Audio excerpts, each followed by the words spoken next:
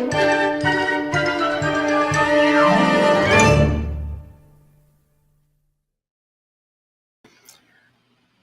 everybody, we are live and here to talk about we're here to talk about the road trip I went on going east. So I wanted to do it immediately after coming back. I came back on Tuesday, but figure Sunday would be a good time. Everyone could come on and just have a good time and everything. So I'm here. I got a few guests already here with us. Some will join us later.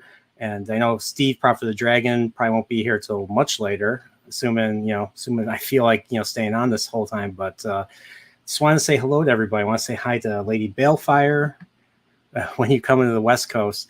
Eventually, I got to figure out who's on the West Coast. I know you, Roman, and quite a few people are here. I got DJ Ronnie G. What's up, DJ? Or Dempsey. I got DJ Ronnie G here. Got Joseph Dredd. All right. Oh no, Dempsey's mic. Oh no. And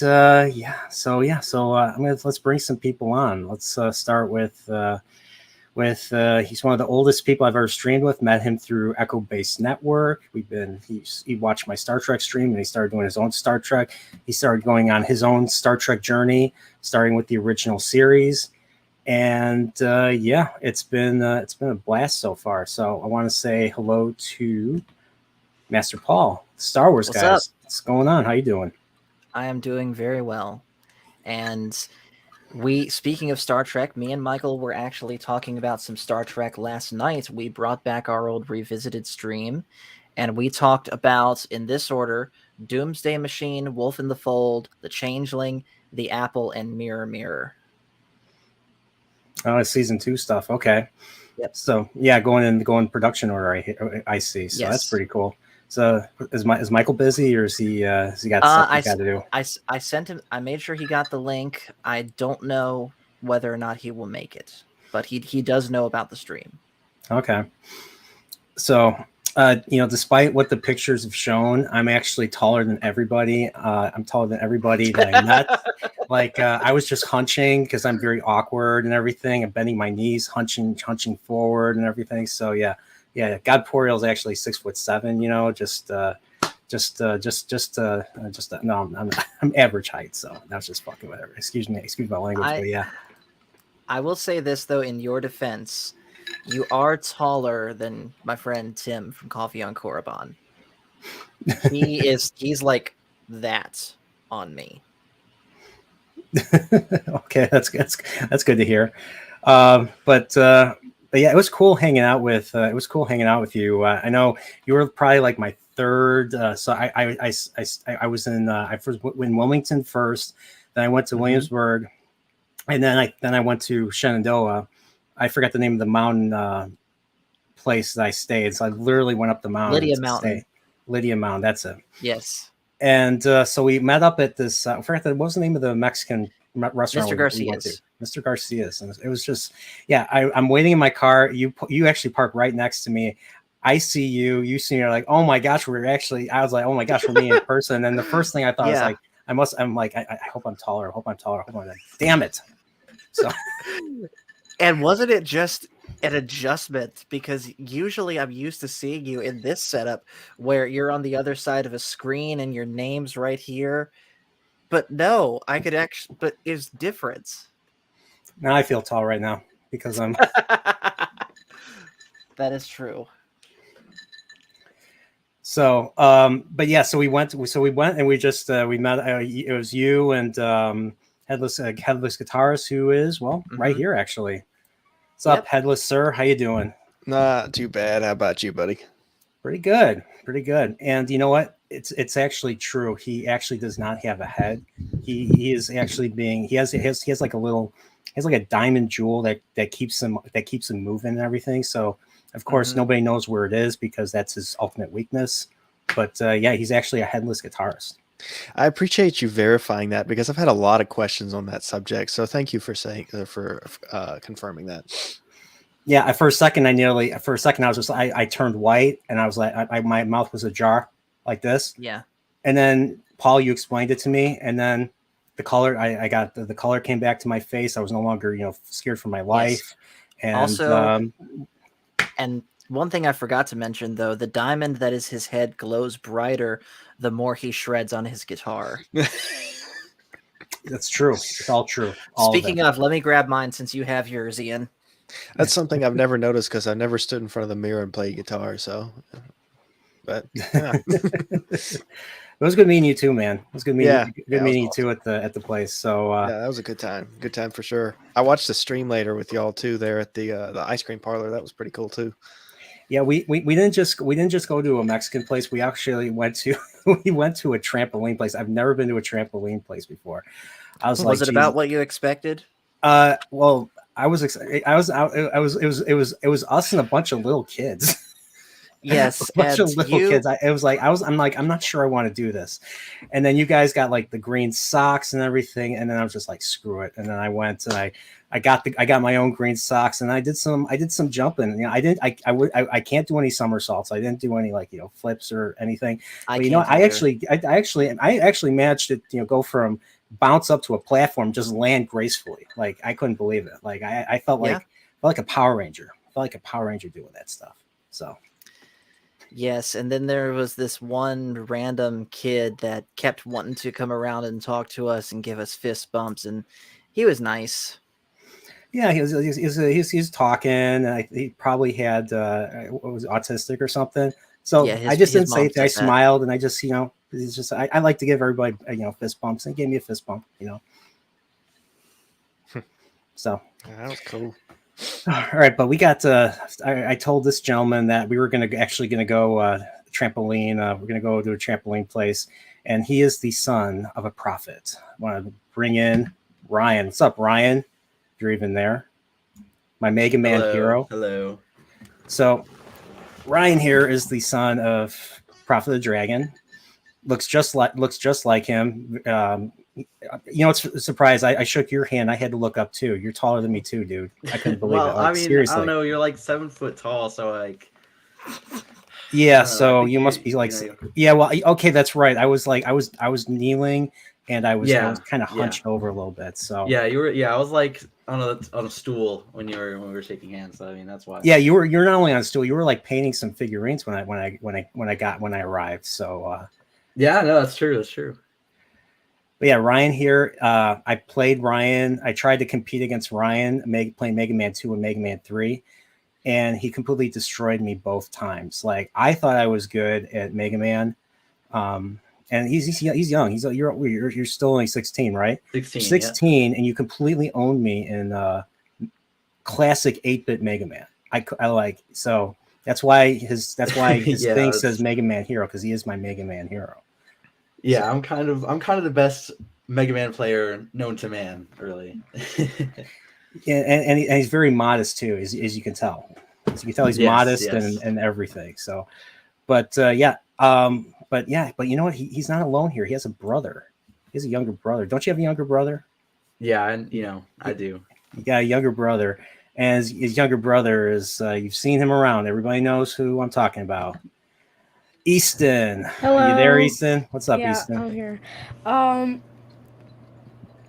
don't sorry, I don't know. How are you doing, I guess? How am I doing? Yeah. I'm doing good. I wanted to talk about you, how you received me. So I'm going through Williams. I'm driving through Williamsburg. I'm just really excited to meet you, your brother, your dad, your family and everything.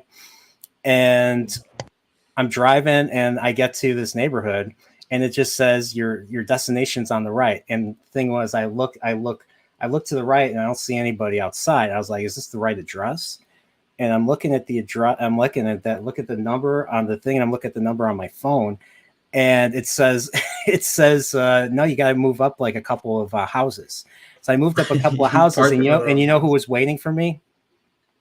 Me. Outside, you were waiting for me, Easton. You were waiting for me. I was like, okay, this is it. I was like, oh my gosh, that's Easton. I'm gonna meet Easton. And then then you guys all came out, and you guys all greeted me. And then Easton was kind of like my bellboy. So I actually tipped him. I tipped him $6 over the course of my stay there. Yeah. So So Easton made a little bit of cheddar, enough to buy like a couple of candy bars. Like So. 2. Yeah, like 2. Yeah, exactly. Yeah, like 2 candy bars. So, yeah. But yeah, so we got so it's the 5 of us so far. More people are going to join later if they can make it, and this is gonna be a blast. So Paul, so based on meeting me, what'd you think? Was I what you expected? You were a blast to meet with. And you are actually the first person that I've met from YouTube that's actually come to me. Usually, the other times that I've met someone from YouTube is I either have to go to them, like I did with Coffee on Korban, or we all happen to be at the same convention, like all the people from Echo Based Network that I met. So having one of my YouTube friends come to me was a unique experience, and I think it was nice that it was you and that you were willing to do that. So the thing with the reason why I decided to visit a bunch of people was I had a job, started a job back in December, and February I was let go. It's just a job. It was just the job didn't work out. No hard feelings or anything.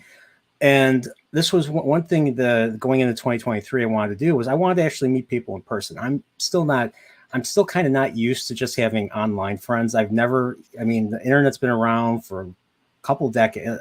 I've been using the internet for a couple decades now, and I've never really met people exclusively online. It was just something I just never thought was a good idea. I always preferred to meet people in person. So, and plus I'm a bit of I've been a bit of a loner a lot, in school and heck, even as an adult sometimes. So, but starting this thing and starting this YouTube channel and basically networking the way I have just been, going through meeting. I met people through bigger channels, and then I've connected to smaller channels directly, and just been meeting more and more people, saying hello to people, being polite, having conversations about stuff. And it just kind of grew from there. And then that helped me start my channel, start my little base. People started watching my videos. And I've just been meeting more and more people through other people. And I haven't been networking as much, last few months, but I've met a lot of people through other people. Like I met you, Paul, through Echo Based Network. I think through going through Echo Based Network or something. I haven't been there in a while. I have to say hello. I actually met Nick a couple years ago at the 2021 meetup, FNT meetup, and everything. So, but yeah, I haven't really. I haven't really. Except for that, I haven't really done any more meetups. I haven't went to anything. So, I kind of wanted to do not quite a meetup per se, but just to meet everybody who I stream with and everything without, involving too many people.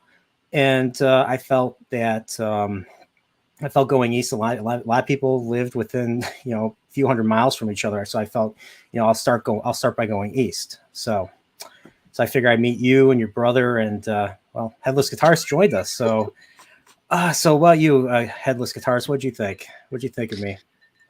It was really cool. I've actually never met somebody from YouTube before, and I'd always seen your face, on PJ's live streams. I'd seen on your own channel, of course. I'm subscribed to you. So, like you said, it is different seeing people in person, but it's also what you expect at the same time. So it's kind of weird. So it's mixed feelings about it, but it was cool. It was an awesome time. I had a great time there at the restaurant. I did not, unfortunately, go to the jump park because I had to get home and prepare for the meeting the next morning. But no, it was cool. It was really cool. We need to do it again and get involved in some other activities too, if you know what I'm saying, that we discussed. But I don't know if it's a good idea to discuss it over live stream. No. Yeah. But we'll eventually indoctrinate you into liking Star Trek eventually. Hey, I'm still up for we need to get that scheduled scheduled at some point. Yeah. So whenever works for y'all. Yeah, still up for it. Let's do it. How about you, Ryan? I mean, I had a great time. I think it was really awesome to meet you, and that mac and cheese, man. That mac and cheese was good, bro. Like, I didn't just like be a stick in the mud and just live off of your food. I actually me and your dad went grocery shopping, and yeah, we and you bought guys, I've never seen so much food bought in a single thing. But when I was with your dad, like I've never spent over $400 on groceries. well, I mean, wow, I didn't even know you guys spent that much.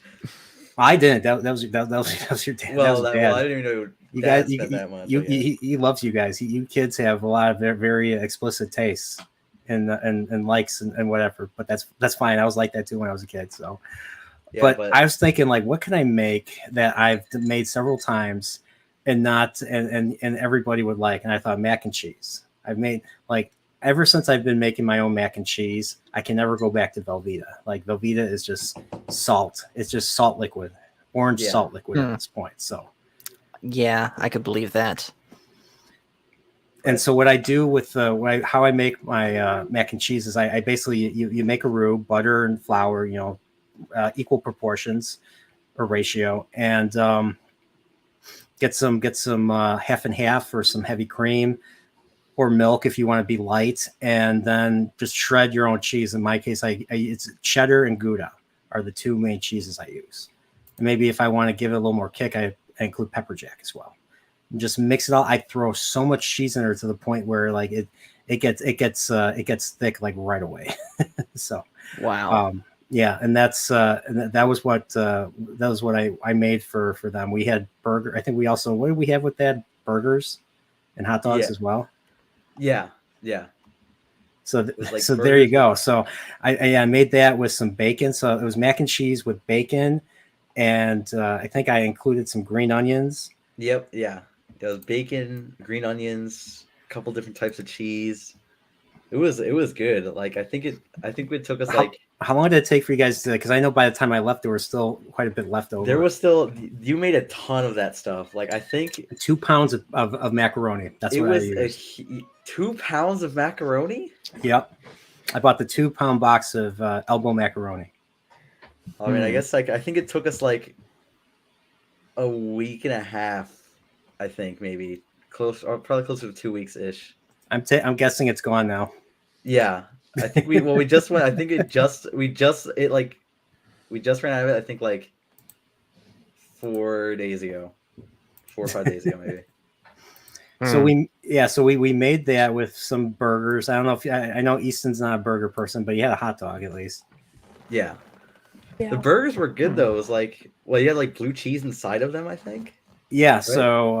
Right? So we just I just basically made some hamburger. So some typical beef hamburger, ground chuck, 80%, 20% fat.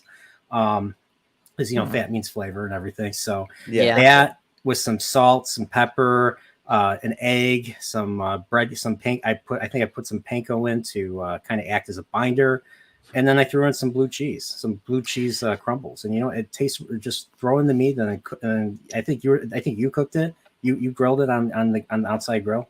Yeah, I grilled them on. You were the grill, you were the grill master. So not only you're the Mega Man hero, you were also the grill master. Or can you imagine if they made a Mega Man character or a Mega Man boss as a like grill man or something? Grill man would be awesome. I mean, that's kind of one of Kirby's power-ups. What would he do? That's would true. He throw burgers? Would he throw like burgers and flames, or throw oil at Mega? Oil at hot oil, Man? Yeah, hot. It like splatters hot oil all over the. Yeah, he jumped. So you hear like, okay, let's say I have Mega Man here, and then here's Grill Man. He jumps up and then just starts spraying oil. Yeah, sprays oil. And the oil are like little orbs, and you have to dodge them and everything. So that'd be sweet. You know what's funny is I think does Capcom still, like, I know they haven't made any Mega Man games lately, but I know they used to be able, people used to submit like ideas to them for like Robot Masters. I'm pretty sure they still, I think they did that with Mega Man 11, I think. I think so too. I'm pretty sure every game since 2 has had like the fan submission Robot Masters. I think it's a pretty cool idea. Yeah, and so we had we had that, and then what did we have like the first day I was there, the second day The chicken parm. So so it wasn't just me cooking. Your dad was doing quite a bit too. Yeah. But the one thing I was originally going to bake the chicken parm, because one thing he told me was that he makes you guys ghetto chicken parm. Yep, and it's good. Ryan, explain ghetto chicken parm ghetto chicken to parm, everybody. Okay. So you take like frozen chicken patties and you throw them in like the air fryer or the oven, right? You have some spaghetti sauce, and that's it. you cook the chicken patties, you get the spaghetti sauce, you cover them in the spaghetti sauce. You got like some noodles or something. Get some cheese over it, and that's pretty much it. It's pretty simple. It takes like, I don't know, 20 minutes. So yeah. So I became aware of this of this ghetto chicken parm that's being made. And I'm like, you know what?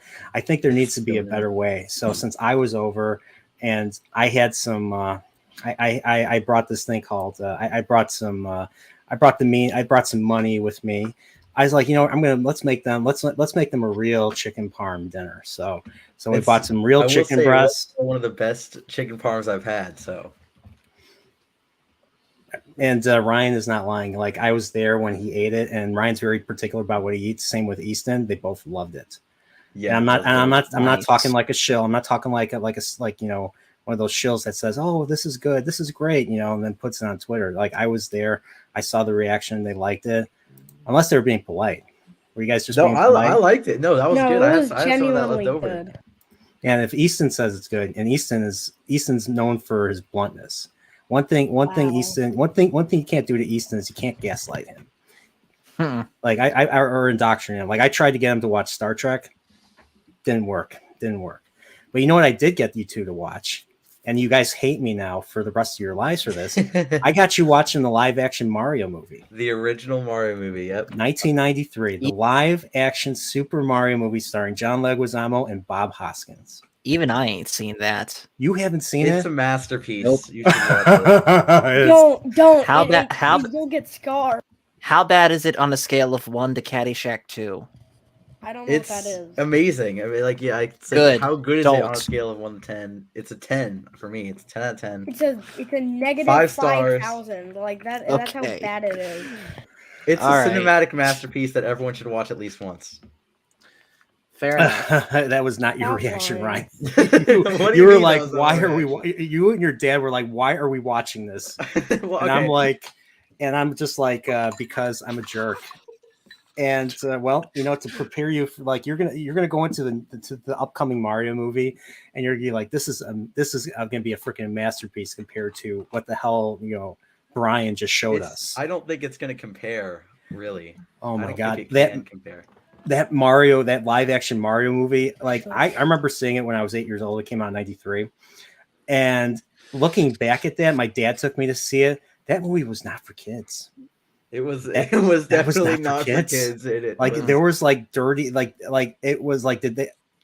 I don't even know what they were trying to do. It was like they're trying to make a Blade Runner movie, but with Mario, like member berries and Easter eggs and all that. Like, you see names like Twomp Bar or I'm surprised Boom Boom's they got the names Plumbing right. or something. That's like I'm just surprised because I just don't know how you get, like, you go, okay, we're gonna make a Mario movie, and then that comes out. Like, I don't understand, like, where the correlation is, because, well, what year did that movie come out? Like, what game? 1993. So they had the original Mario Bros. They had 3, and was World out by that point? Or yeah, I believe it was out, and then Mario All Stars. So the game that came out that year was Super Mario All Stars, which is the 4 games, including the Japanese Mario 2, which was Lost Levels.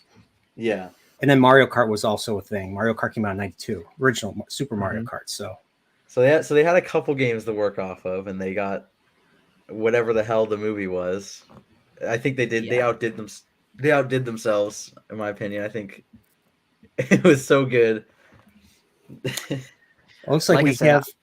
Go ahead. Go ahead before Like you. I said, I've never seen it. I would like to just to say I've seen it, but I'm not expecting anything.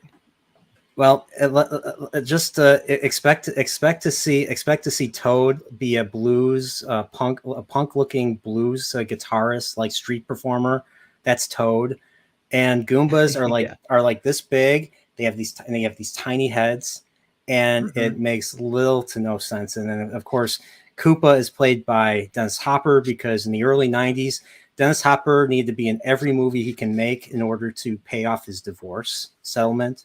Because that guy, the guy was, that guy, married so much and he got so many divorces, and that's my theory. So, but Dennis Hopper was the bad guy, played Koopa, and then what's funny is Samantha Mathis played Princess Daisy. So there's no Princess Peach, even though Princess Peach was not a thing. Then she was still called Princess Toadstool at that point. But I'm just I just sort of surprised they went with Daisy. yeah, because Yeah. Daisy was the Was damsel in Super Mario Land on the Yeah, Game like Boy. a Game Boy game. It's like I'm Yeah. surprised they even knew that game existed.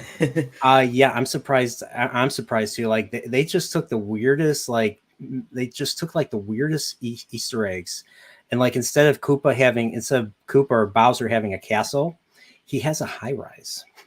Yeah, it And- was like the penthouse. I mean, they And instead gave of him the a high Koopa rise Kingdom, in you have 3D Dino mode. Haddon, because it's just so bad. Like the beginning of the movie, you have this horrible animated segment 65 million years ago, dinosaurs talking with Brooklyn accents, and like, well, an That was asteroid so came it was down. just Goodbye, random, right? dinosaurs. It ain't good. And then the dinosaurs like, it ain't gonna get no better than this, Yeah, it was so It was Brooklyn 65 million years ago. Brooklyn. Yeah, because they called it Dinosaurs Brooklyn talking with back then too. New York accents. Even though Brooklyn probably didn't exist, because because the land changes over time. Who knows what the Earth land looked like? Who knows how much land was on the Earth back then? So Yeah. we can only speculate at this point. Well, yeah. And Dempsey said they had the sequel set up at the end. That was cute. Yeah, They did, and then they really thought that was gonna happen. I think that's the crazy part. They were like, "Oh yeah, they're gonna love this one. They're gonna love this one." And I told you guys this, that project, a lot of people lost their careers. Yeah, that was a career killer I for a lot believe of it. people. Unfortunately, And Bob Hoskins, for the longest time, even though I haven't seen it, I know this. Bob Hoskins said that is like that's like the one movie that he wishes he never made. yeah, but his performance as Mario was very good. John Leguizamo, however, was not Luigi. He was just, I don't know what the hell he was. I just find it funny that it took them probably an hour into the movie, like 45 minutes, an hour into the movie, before they even got their Mario and Luigi outfits on. Yeah, it was Mario was wearing and they just sort of show up out and of nowhere too. Yeah, Mario was like wearing a green coat, and I think Luigi was wearing like red or something. Yeah, Luigi had like a red sweater, and Mario had like green one. He was wearing like cargo pants. And the two. Oh, go ahead, Easton. At one point, Mario was also wearing yellow. That's right. Yeah, the yellow suit. He went Mario. to a club. They went clubbing in Dino Haddon. Yeah, I'm not joking. And he had to dance with Big Bertha, big busty Bertha. Big Bertha, the big red fish that eats Mario in Mario 3. Well, she's a big busty woman in that movie. Yeah. Not to mention the fact that Mario and Luigi ain't brothers; they're father and son. No, they're brothers. They're just he was much older. They're still brothers. Yeah. They're just much. He's just Really? much older than Luigi. I think, yeah, I'm pretty sure. Yeah, I think that's right. Because he says in the movie, Mario raised me. He was my father, and my mother was like, hey. But I liked Bob Hoskins as Mario, and I liked that movie reinforced my belief, and I still believe this to this day, that Mario and Luigi are originally from Brooklyn. They're not from the Mushroom Kingdom like Yoshi's Island started. Even though I love Yoshi's Island, but I was kind of disappointed. That's the one thing I didn't like about Yoshi's Island, was them kind of retconning where Mario's origin. But then again, Nintendo never came up with Mario's origin. That was the animated show came up with that. Yeah, Exactly. I liked it. I liked the animated show. That was such a good show. Yes, I love it I used too. to religiously watch it. If I missed it, like if I missed an episode, it used to be on 2 p.m. on Fox when I was real little. I used to cry like that. That's how much I was. I think I was 6 years old. That's how much I looked forward to watching those episodes. Yeah, like Mario was my childhood. Mario Nintendo stuff was my childhood. So, but we have a probe waiting in the studio. So I'm gonna let the probe in. It's Nomad from the Changeling. What's funny is I know what's who funny this is it's not the Changeling that's in the current season of the Change. It's not one of the Changelings that are in the current season of Picard right now. What's up, Nomad? You're not here to sterilize us, are you? I am here to sterilize conversation. Detected error in conversation in very flawed movie. Well, if you sterilize the conversation, then you have nobody to talk to, and if nobody to talk to, then you can't sterilize the conversation. I am Nomad. I am perfect. Okay, I mean, I it's tried such perfect to do right that under reverse his name, logic I and it mean. failed. Apparently, I don't know. I have to ask how Shatner does it every episode. So Yeah, what's is up, true. Nomad? So nothing much. It's just Mike here, what's up, Michael? but nothing much. Although, So- as you can tell, I definitely loved Nomad and the Changeling episode of TOS. That's interesting because let's just say that forms a basis for a Stern motion picture. Oh, really? Yes, it's the same ideas, but in a much larger scale. Mm-hmm. So probe goes out, comes back, merges with another alien probe, and is looking for its creator, and is willing to kill to accomplish its objective. Yeah. And that motion picture just takes it to another level.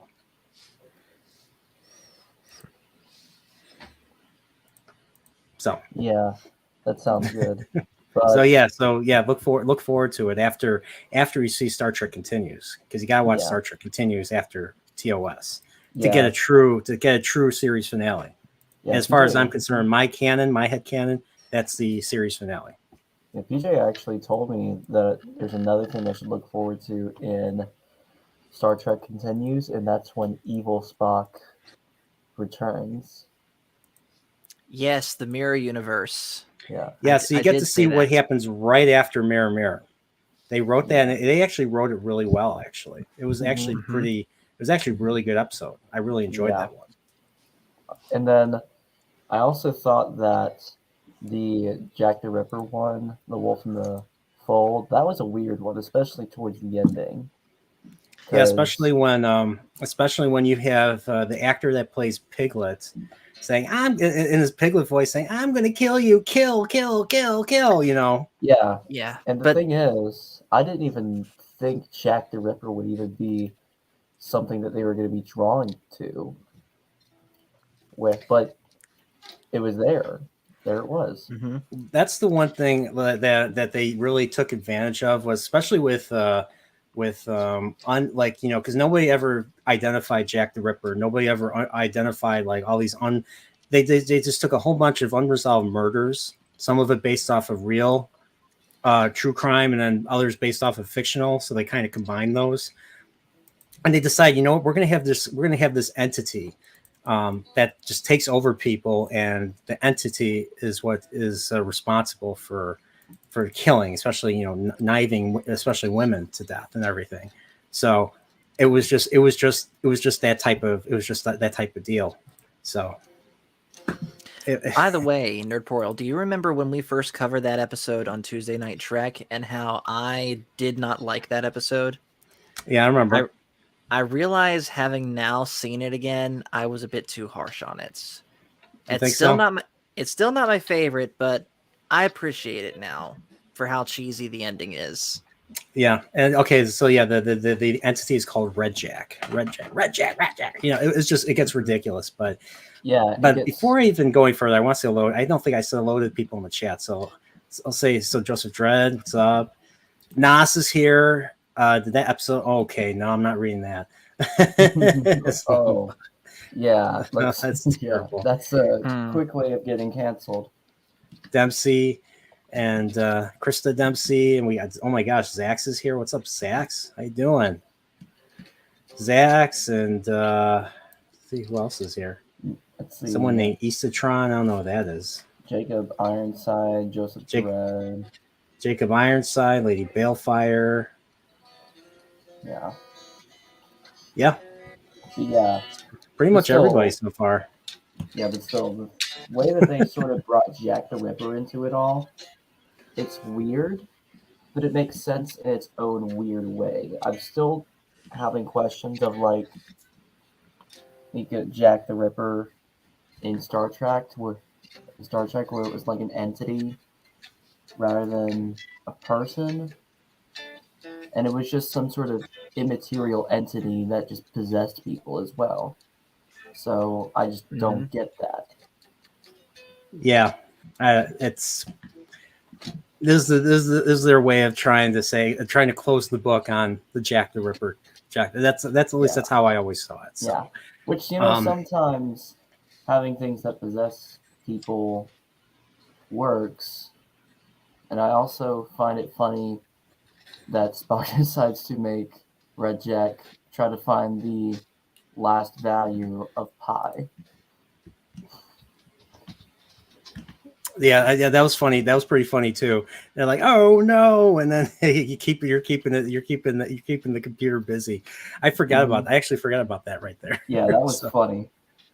But anyways, let's see what else to talk about. And then we also talked about the Apple episode too, which that was an okay episode, but it was definitely an episode that I made two memes about. Where I don't know if you saw our stream, Nerdporial, but yeah, there we are. And I barely got out of uniform too. Yeah. I don't know if you saw our stream like last night, but I made a meme about the one guy that was like the voice of Val. And said Yes. pretty much Let's that's see what if I can- happens. I'll try and Yes. pull it up real quick for you, Mike. Yeah. Speaking of which, did you post that video on our channel, PJ, of the? Oh, the not voice yet. guy? Not yet, but I will as soon as I can. I'll show that too. So Yeah. Michael made some memes in preparation for yesterday. Here's one.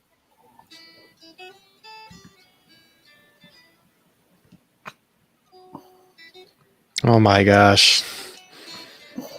Yep. And then here is, where is it? Hold on. hey, Yeah. I know that character. I know Mhm. you do. Here's Yeah, this. Yeah, you're Hold gonna on, have let to turn me- on the sound. All right. Sorry for the copyright if this copyrights. Eat Yeah. a 2-week-old unrefrigerated pie. Long ways to drive. That episode had like at least 4 deaths. At least 4. That episode provided the basis for the whole red shirt meme right there. So like, Mm-hmm. Yeah. like one dude steps on a rock and the rock explodes. That was one. Then there was the plant that we just saw. There was one where a dude gets hit by lightning, I believe. He gets hit by lightning. And what was the fourth one? Oh, in the fourth one, a dude gets killed by those Other people. by those orange people. Yeah, they, like I said, Owls here worshippers. is stick. Take stick, hit them in the head. It is a simple thing to do. Yeah, there you go. So, but yeah, that was yeah. Those episodes are. I mean, season 2. Season 2 is okay, but the episodes I've told you several times. The season I watch the most, season 1. I just love season 1's my favorite Star Trek season of all time. Same. And then It's- moving on to Mirror Mirror episode. Oh, you didn't watch it yet? Oh, I did actually, but I thought it was a real shame because we didn't get to see Evil Kirk a little bit more, just to see how much William Shatner overacts. You won't see William Shatner's Evil Kirk, but you will get to see Vic Mignogna's Evil Kirk in the follow-up. quite a bit. Okay. and it's just as good. Yeah, I agree. I totally agree with that. And you get to see which of the characters are the more evil. Like there's two factions now. Let's just say after that happens, there's a bit of a schism on the ship. So you have one faction led by Spock, and you have one faction led by Kirk. So you kind of wonder who's gonna side with Kirk and who's gonna side with Spock. Yeah. So Mm-hmm. I won't Although I say do who it know- is. I'll have to let you. I'll have to let you watch it and find out for yourself. Mm-hmm. So, Yeah. but yeah, Mirror is a great episode. Like if you just want to see like an evil version of yourself, and then you have to and you want to see like so many people getting vaporized in an episode, that's the episode to watch. Mm-hmm. So the entire complete antithesis of what Star Trek is about is what you see in the Mirror universe. Terran empires, and if people don't surrender their resources, you destroy them. It's so stupid, but so And then entertaining. there's the very, very suspicious looking salute that someone called the Roman salute, which I'm pretty sure is what it was. But But then it You know got what I taken mean. over by a different faction in history. yeah, a very angry former art student. Mhm. And then the Romulans have that exact same salute. They do this. Yeah. And then I also thought that Lieutenant Uhura really shined in this episode. Oh yeah, she was Even though great. she's for the most part Yeah. a side character, and she still kind of was. She still played her part very well. In fact, PJ said that probably the second best would be Lieutenant Sulu, considering that he had to play a character who is attracted to a woman.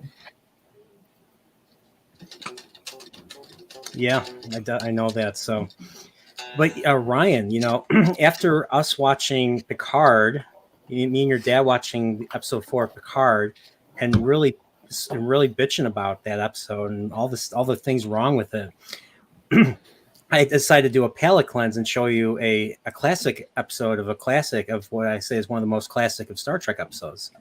Yeah, the arena. Yeah, what did you think of her? I want to. I mean, you told me after we watched it, but now that we're online, I want to hear how you felt about Arena and how I explained like how plot and story progress in an episode. They don't just talk about feelings and bulkheads that have nothing to do with what's going on. It felt. I liked it. Just I think because like sort of like the points you said, they don't really waste time. It feels like things are happening, the story is progressing.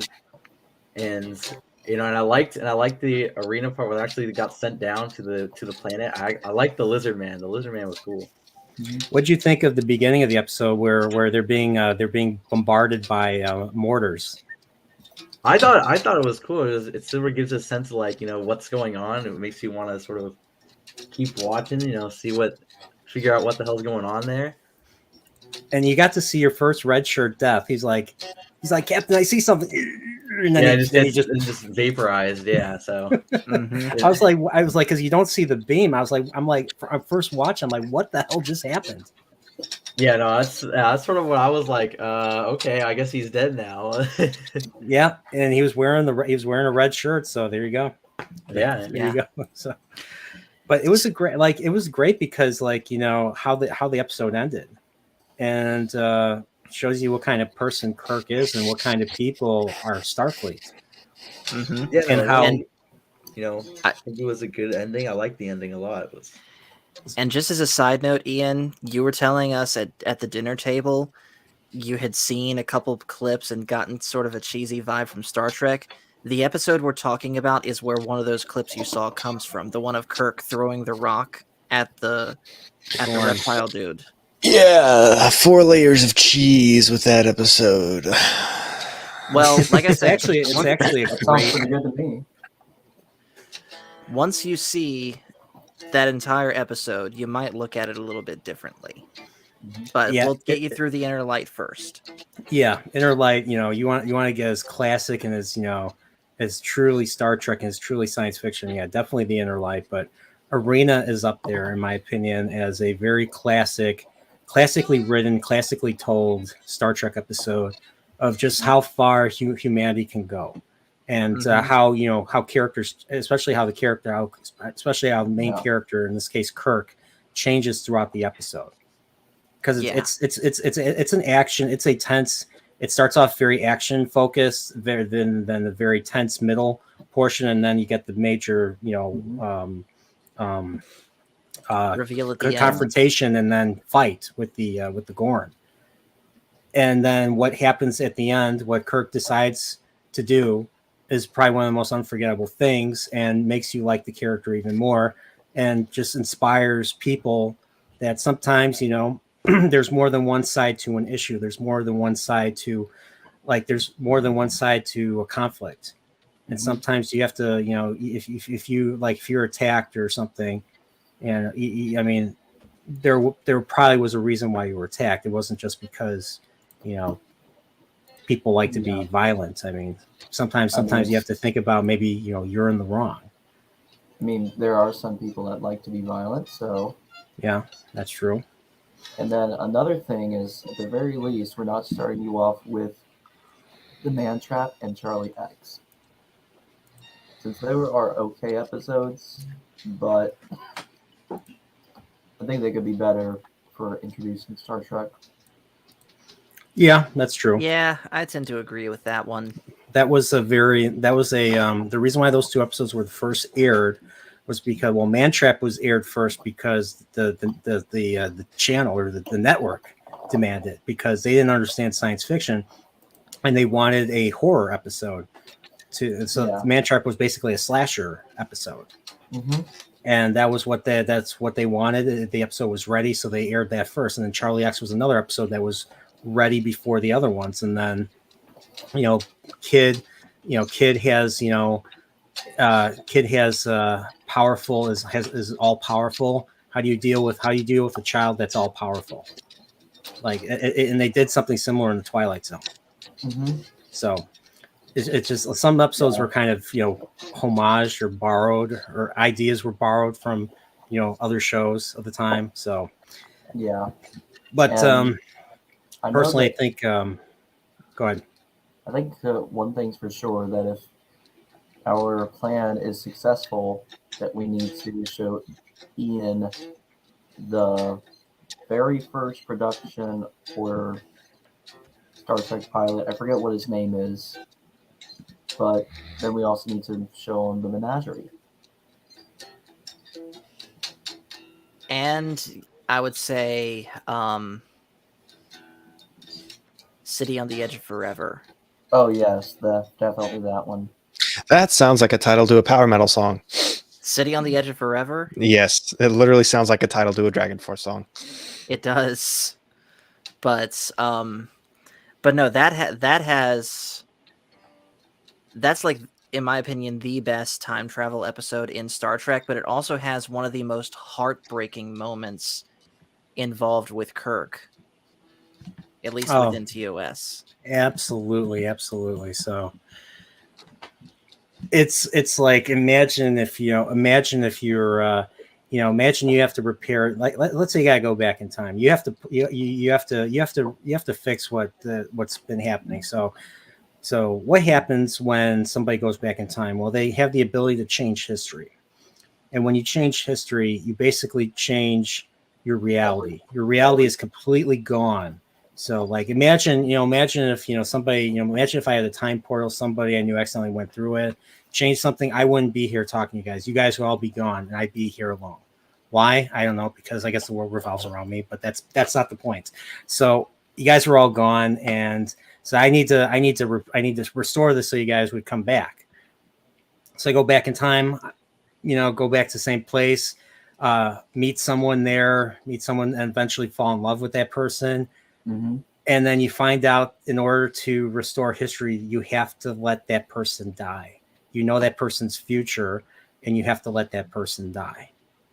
Because what they're going to do is going to alter the course of history. And it's so crazy when you think about it, but it's so crazy, but it's so messed up.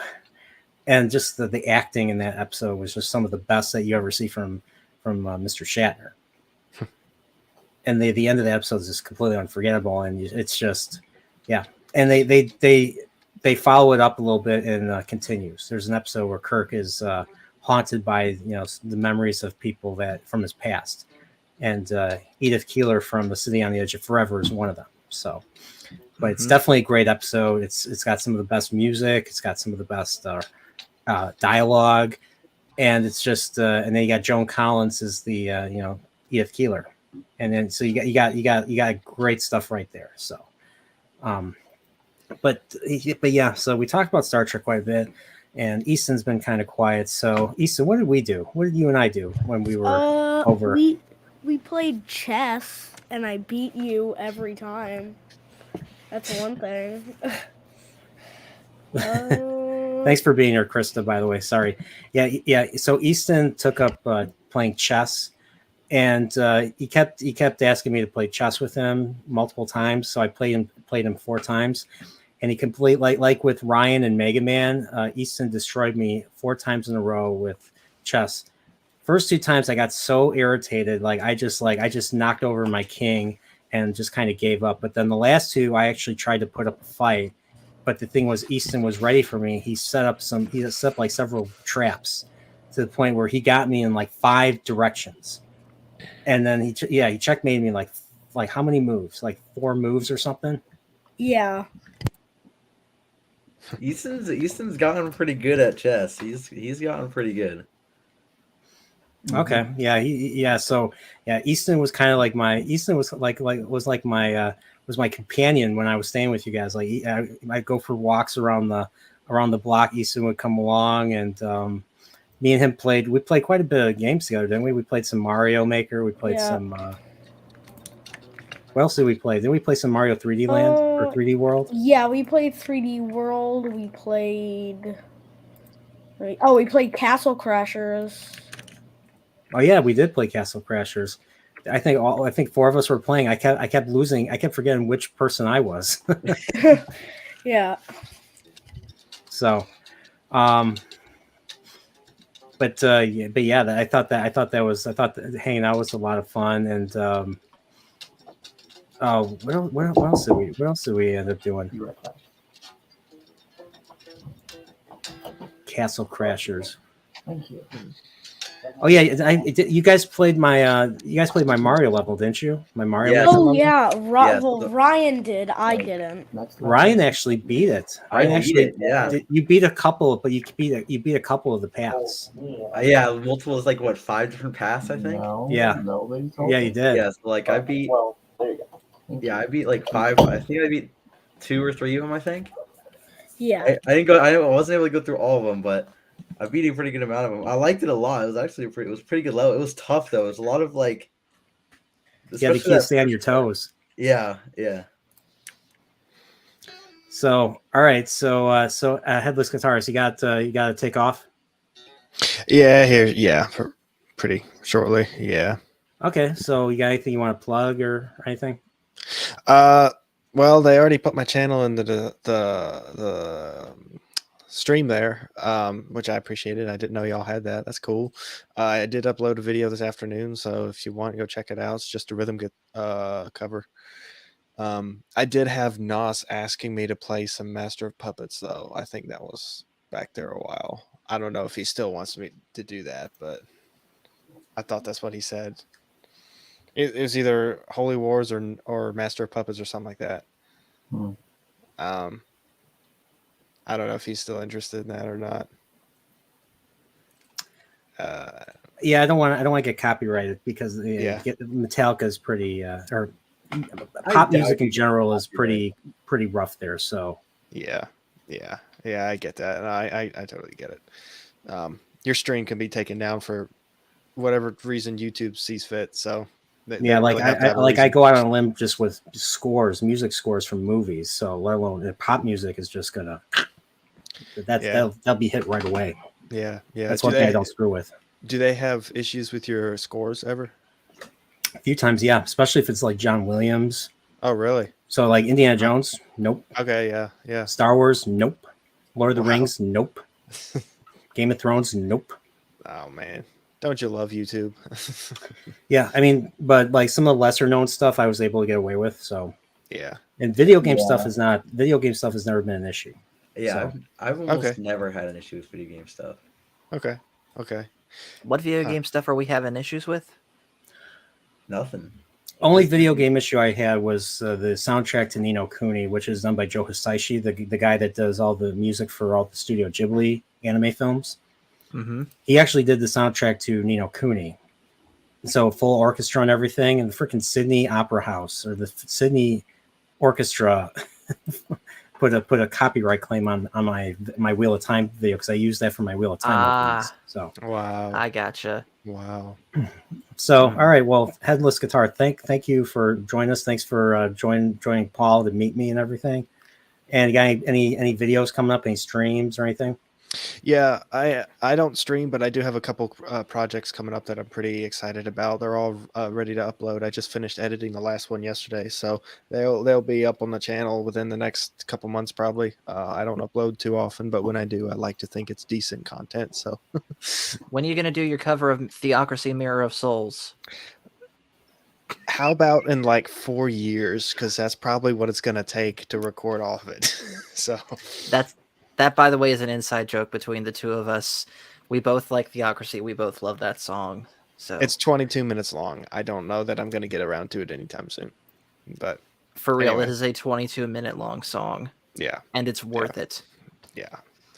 Anyway, Brian, again, pleasure to meet you. When you came over, we need to do it again. Absolutely. Spend more time next time.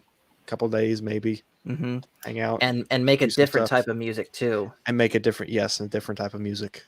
Several kinds. We'll do several kinds, not just one. We won't stick to just one. Anyway, thanks, dude. Y'all Brian, have a good one, sir. I think I'm going to go ahead and take this opportunity and see myself out also because I have work in the morning and I want to actually try and get to bed at a decent hour. All right, that's cool. So what I wanted to do was before you go, I wanted to show off our picture, even though I already showed it, but I want to show it again. That's two of us getting a picture outside the restaurant. So Yep. as you can see, I'm hunched over and I'm kneeling. That's why I'm shorter. That's why I'm shorter Yeah, it's than a bad camera angle. bad camera Well, angle. Like I'm actually like much. If I knew ahead of time that you were going to do this, I would have done it too. But oh well, Let's see. that's like this my is that's like my go-to sig- for that's a like my picture. signature. That's like my signature thing. So Yeah. I feel like a politician anytime I take a picture with a thumbs up. Yeah. Although according to Nosferatu Vampire, I think he has called you God Boreal before, so could that mean you could just change your size according to whatever you want? That's true. That's true. Actually, maybe you can. I Who mean, knows? I thought I heard something about Galactus doing the same thing from some comment I read on social media, but yeah. so All right. What does that think about that? All right. So I don't know. anything you got coming up, Paul? Before you go. Well, of course, this coming Tuesday, we're bringing back Tuesday Night Trek. We're going to be watching Star Trek Generations. You are, of course, invited to that Nerdporial if you're available. Wednesday, if everything works out right, I'm expecting a very special package on Wednesday, a brand new lightsaber. And me, Michael, and Jonathan will be doing an unboxing video of that. Nice. That's cool. Yep. Anything else? Well, anything else? The standard Animation Friday, every Friday, we're covering Star Wars Rebels now. And we have yet to decide, of course, we need your input on this too, since you've been part of it. We need to decide what day we're going to bring back Star Trek Revisited on. We were doing it on Wednesdays, of course, but that's no longer viable for Michael. And we know that Thursdays are bad for you, at least right now, because of Picard.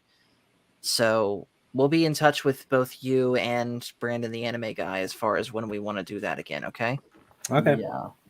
And of course, I'll be part of that too, just because this has been a long hiatus since we were on Star Trek Revisited. I don't want to go on a long hiatus, but right now, I don't really know definitively when we'll start doing this, like so far as what day of the week we'll be doing it, but depending on how things are going to be going in my professional life, it'll go well. Let's hope so, at least. That is true. All right. Well, you guys all have a good night, and I will see you later, okay? All right. Have a good night. Bye. See ya. Well, we got another guest here. Sorry to keep you waiting, sir. And let you in 1, 2, 3. What's up, Nathan? How you doing? How's it going? Oh, there's Easton, my man. There's Easton. How you Yeah, doing? he's You're Yeah. barely making the camera angle with the hand. Yeah. So I gotta show my picture with Nathan. Let me see if I can find it.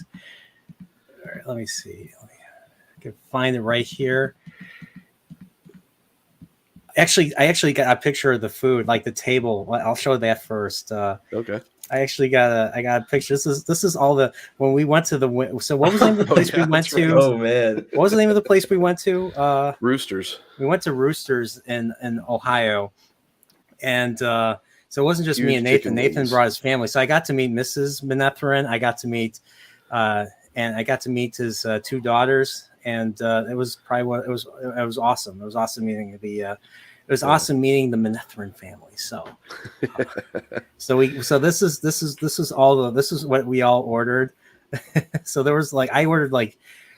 What did I order? I ordered like 3 different things, and they mixed it all together.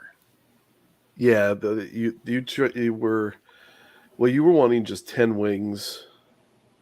I wanted 10 wings with 3 different flavors, and the girl's like, "Oh, I thought you wanted it all mixed together." I'm like, "No." No, Yeah. and I was like, take this away. Yeah. It's like, well, you can only have 5 per thing, so I ended up getting 15 wings, which is way more than I could have ate. So, but yeah, I got the mustard-based one, the barbecue-based one, and and I got like the spicy Asian zing version or whatever that was called. Oh yeah, So, the sweet Thai chili one. yeah. Yeah. That's a lot of wings. Yep. Yeah, Look it at all was. those chickens. But Yeah. when you see this picture though, you can tell that I'm not one to worry about not being able to put stuff away. So you know? Yeah, that was a delicious feast. And as you can tell, I'm bending over. I'm slouching a little bit. So Yeah. I'm if you actually like look 5 inches closely, taller you than. can see like the stepping stool that. Yeah, I'm Nathan's actually 5 Yeah. inches taller than 5 inches taller than Nathan. Right, Nathan? Yep. Your Right. shirt is kind of curled up, so you can tell that you're hunching over. Yeah, exactly. Yeah. There you go. Yeah, yeah. Thanks, Actually, Ethan. I'm on a ladder, 22-foot ladder. Yeah, there you go. Yeah. You know. Yeah, there aren't. To be honest, I mean, I'm 6'1", so there aren't a whole lot of people that are that are shorter than I am. So, that are taller than I am. So, you know, I'm slightly above average, ladies. Yeah. But we had a hell of a conversation talking about 6 hours.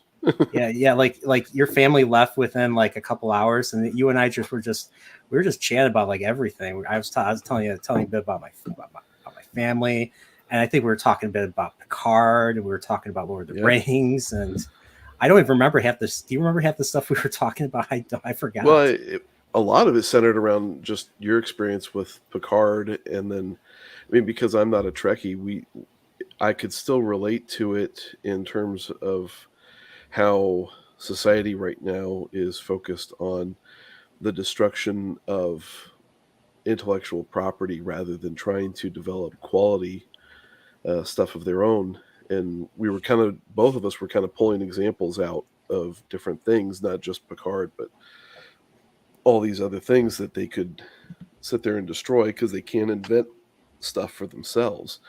They have no creativity whatsoever. So they want to make money by using IPs that are already established and are already money makers. And like for like even a much lesser quality stuff like Willow. they want to take that and milk it for all it's worth. Well, they just found out the other day how much that was worth, by that show getting the axe. So, it just, there's not, they are starting to scrape the bottom of the barrel in terms of what they can take from established IPs that can make money. And now they're just trying to root out like Lord of the Rings. They're just trying to sit there and see how long they can milk that cow. And they're going to find out that we'll just go back to the original trilogy. On today's episodes of Find Out. Yep. By the way, just so John Wick, I see your little subline there, Lance Riddick. That shocked the hell out of me this morning when I read that. Yeah, it's a shame. Yeah, I liked him in that movie. Yeah, for me, I only just recently started watching John Wick because for the longest time it was never available. And I wanted to watch it so bad until I found out that Peacock had it like a couple days ago, and then I see on Facebook that Lance Riddick had died, and it was pretty sad. Yeah, he was really good in Bosch on Amazon. Yeah, I've still not seen Bosch. Now I think that's one of the shows that Steve had me write down that I need to watch.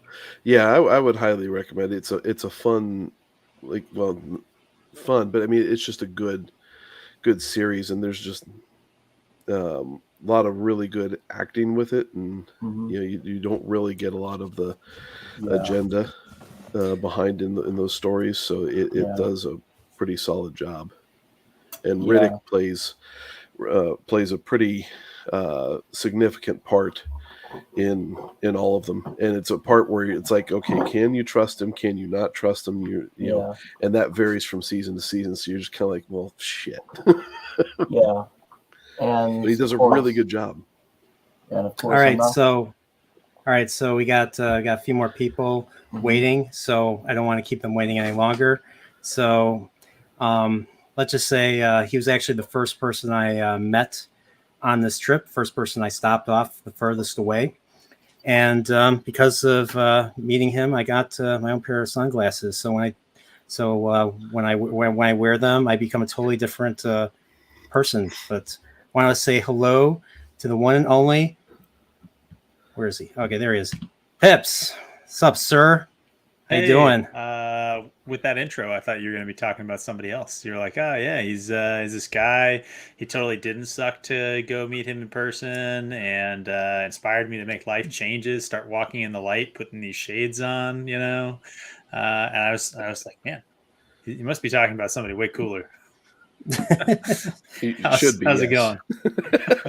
I'm still jealous that you got to go hang out with Nate. I'm gonna have to go. All that food, everything that looked real good. Yeah.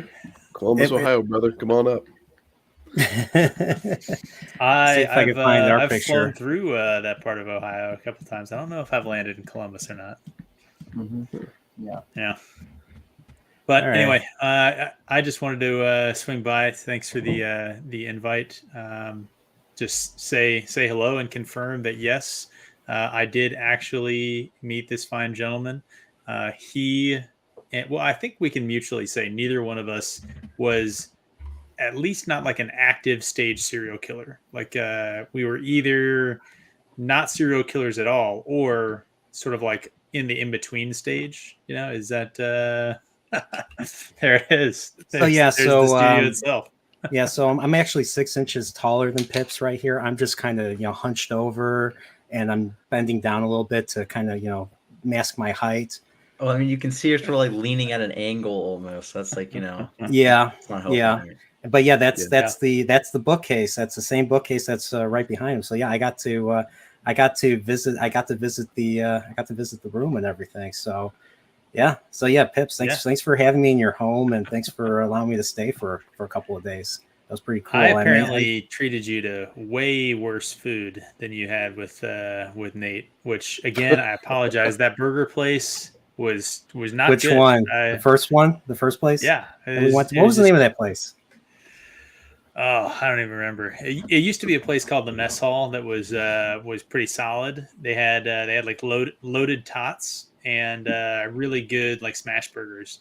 And then this place moved in, and the mess hall moved to like a slightly larger spot, but it had good reviews and still had burgers and like some other stuff going on.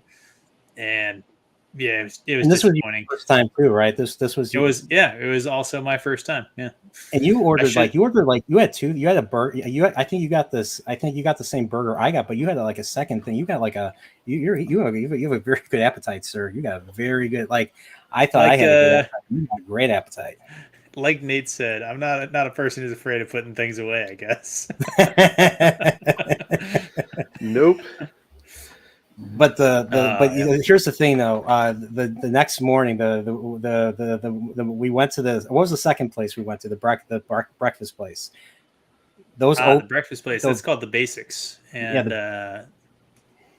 those oat pancakes, those oat blueberry pancakes were delicious with the real maple syrup, real true maple syrup. None of the processed. They do a real fancy butter too. It's like an acorn butter, and then it's like oatmeal blueberry pancakes with an acorn butter and maple syrup. That was delicious. It's a real hipster place, but gosh, that is so good. Yeah, there's plenty of those in Chicago, especially in the Wicker Park area. So then nothing like that. I mean, nothing felt out of place there. So city guy, me, and everything. And then we went. Well, you know what? Why did I end up getting glasses? Excuse me for a second, but we went shooting. I think I fired a carbine rifle for the first time under your supervision. That's pretty much what it was. You're the best person to go shooting with because you know all about it. You know all about the safety. And I'll be honest, I was nervous. Handling such a thing. It's the city hands. It's the city guy in me that the Chicagoan in me that felt that way. And you did a good job instructing me. Heck, you gave me a drill and you told me to load faster. Yeah. What kind was it? So we went and shot my M18 9mm pistol, and that's the 6 hour service pistol, and then we shot my grandfather's M1 carbine. Oh, nice. So that's the 30 carbine chambered smaller one, not the M1 Garand. We shot those two. I didn't bring my Springfield 1903, mainly because I didn't want to. I've taken the scope off of that one the last time that I cleaned it and did a full rip down on it, and I hadn't put it back on, re-zeroed it, all that, and I didn't want to spend all day chasing the zero, while also kind of showing Brian the ropes. So yeah, we shot a pistol, shot a small rifle. And weapons safety, right? Yes. First, mostly safety first, but also be dangerous. Yep. So we did it right. I don't know, Brian, I don't want to put you in the hot seat, so you don't have to answer. You can just tell me, do you still remember the five rules of weapons safety? You just have to say, north and south. Hell yeah. See, look at that. He still knows them. You don't even have to ask him because he knows them, guys. Well, always assume it's loaded. Never point at anybody or anything. I remember you always had it pointed down. Finger always off the trigger. Always have the finger along the gun. And I'm sure there's other two. I can't think of them. I can't think of them right now. So. I'm very bad at remembering facts. I'm not as good as you when it comes to remembering facts. I need to have cards. If it's something that's not meaningful or impactful to me, then I'm gonna forget. Well, the good thing is they're really common sense kind of rules, though. So I mean, once you've gone shooting, you would think. Well, right, yes. But if you've been around them, it does end up being the case. I've seen that kind of stuff before with people doing negligent discharges. In fact, I had a buddy of mine, and of course, talking about one of my other professions, where we were at the range and he put on burst fire by accident. And as soon as I heard 3 rounds go off, I was like scared for that guy. But I think he turned out okay. The story that I told Brian, I was like, well, that's, it's not likely to happen. But the only time that I've ever seen somebody go to a range and do something like legitimately unsafe after being talked through, like, hey, here are all the safety rules. This is how we're going to do our, this is how we're going to conduct the range today, all that kind of stuff. And generally, if you have a good range that's running a pretty tight kind of hot and cold range evolution, it's pretty hard to be unsafe. The range master is going to be there. You have to kind of try. But the one time that I've seen somebody go a little wild was we're all on the shooting line and they had a hot brass got ejected from the person next to him, went right down the back of the collar on their jacket. And it's one of those, like, it's not actually that hot, but it's hot enough that like it's going to startle you. Attention. Yeah. Yep. And this person, jumped around like this and just flagged the whole line with, a loaded rifle, safety off, magazine inserted, all that. And they got lifted up by their this was an actual military range, so everyone was flak jackets and stuff like that, right? And they got lifted up by the plate carrier and thrown on the ground by a very angry staff sergeant who proceeded to have stern conversation with this individual. Stern conversation. But Nice. it was, so we talked about how to avoid that, and it luckily it didn't happen. But yeah, we had a good time. We had a real good time. And hey, he's selling himself short. He's a real kind of Annie Oakley, or he's kind of Deadeye up there. Nice. Well, anyways, I'm gonna head on out. It was nice being here in Nerdporial. Thank you for having me, and of course, thank you for swinging by. And we hope that you enjoyed it. Of course, you'll probably see me on Twitter and on Star Wars Guys YouTube channel. So just want to put out those plugs if that was cool with you. And yes, just have a good night, everybody. So thanks for having me. It was great meeting you, sir. Thanks, and yeah, take care, dude. Yeah, you don't have to call me sir. I just work for a living. All right, have a good one. All right, so we got. You can call me sir. Yes, sir. All right. I did call you sir once. When you said go faster, I was like, yes, sir. I was snarky about it. But, I said something about fire everything, and then a portal weapon, then a portal appeared, and then I got shot in the ass. Oh wait, sorry, that was the Titan. Excuse me. Sorry, I'm mixing reality with science fiction, or with bad science fiction. All right, but we have another guest here, and I kept her waiting too long, so I hope she gives me crap for this, but I want to say hello. I'll have no fury. Magic. Is it our whiskey stream friend? Yeah, that's right here. So you're hoping I give you flack? All right. I need a fist bump from the whiskey wait, hold on. stream friend. Hello. Wait. There it is. We were doing that during the Picard stream. So yeah, I did a Picard stream at Pips's, and we had this little. So you walked out with your laptop, and you're like, "Wait, I hear something," and then there's me in the kitchen. You're like, "What are you doing in my kitchen?" I was like, "I thought it was a great idea." That was not and, like nobody. There was like no comment. Like nobody even like said anything about it. Or no, I did see a comment that Nerdporial broke the law. I was like, "Oh, Like at least I'm dressed this time." Yeah. At least, did you wear pants or did you wear something? Well, I mean, I was in Pips's kitchen, so yeah, I was wearing pants. Or I had a jock strap on. Everybody, it was fine. It's like the Sports Center pants, right below the desk. You don't need to worry about Nerdporial, did you cuddle at all? Did we? Hey, a lady never asks and a gentleman never tells. And which one's which? That's between me and good one, Nathan. But yeah, we had the Picard stream. That was a lot of fun, and so he left his room where he has where he is in right now with the Wheel of Time with his shelf and everything, and joined me in the kitchen. I had my mic out, so we just kind of shared the mic, and it was very interesting. It was the closest thing to a podcast, like a podcast at a table. I just with shitty equipment, like you need like a real good setup to do it, to like Joe Rogan or other other podcasters. But hey, it was a lot of fun doing that. You need like a sound stuff too to be able to kind of keep it from being echoey and everything else. That's a little bit expensive. That's not it can be. So I gotta learn how to do that, because I do want to do something like that. Did we have too much of an echo? I just turned my mic off, and so we're just kind of running yours, and I feel like that worked. I don't know.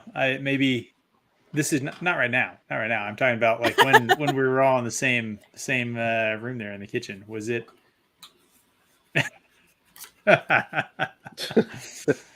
Gosh, man, chills. I feel like the room just got like 20 degrees cooler. So what you're saying is, you two, is that who's the master and who's the apprentice? There's always two. Of what? Of Sith. I don't know why you'd say there's always. Only a Sith would deal in absolutes. Oh, so I will do what I must. That's assuming that you're using the prequels as Star Wars canon, which I don't. Oh. Nathan has declared his. I mean, he said it before, but we talked about like he hates the prequels. Like I'm an OT fan, so that's. Yeah. I grew up with the original trilogy. I grew up before even the special edits came out. The prequels. The prequels were technically for my generation, and they disappointed me. So that's all I'm going to say. I mean, there are some good moments to them, and I'm not going to go into all those details. There's good moments. The music is probably the top tier part of the actual movies themselves, and there's some cool characters, but it needed some help in terms of, okay, Lucas has great ideas, but he doesn't know how to execute them well. Yeah, he didn't have people close to him. He didn't have Marsha. He didn't have Marsha. He didn't have Gary Kurtz or those that were with him in the beginning. Right. Mm-hmm. And there's I mean, if people like the prequels and love them, that's fine. That's more power to them. But they can't. To me, as a young person watching the original trilogy, knowing about the original trilogy and the prequels themselves, to me was jarring. They looked different. Everything just felt different. It did not mesh at all. It just seemed completely, world building wise for me, it just looked. I mean, it's great in the prequels. Don't get me wrong, but it just seemed so jarring. You have this one aesthetic going on, and then a different aesthetic going on here, and they're only 20 years difference. It just seems odd to me. But anyway, that's me. I know I will get myself canceled. Sorry, George. The fact that they made it look more advanced than movies that took place later was what kind of first threw me in the whole right from the go. Mm-hmm. Like everything looks clean and everything looks just absolutely, like they've had some technological advances that we've experienced in the past 100 years in the world here. Mm-hmm. But it's so much earlier. It's kind of like, okay. That's an interesting point. I didn't have an issue with things looking like clean or even like better, because you mostly see kind of the outer rim sort of fringes, not Coruscant and these places in the original trilogy, right? So like you'd expect it to be like kind of dirty, dingy backwater, like going to like a frontier, rural Wild Kansas, West. Like used to be an old oil town and is now kind of abandoned, like a Wild West concept. But that's fair. What I will say though is that like stylistically the technology changed, right? So that's where I think you're making a good point.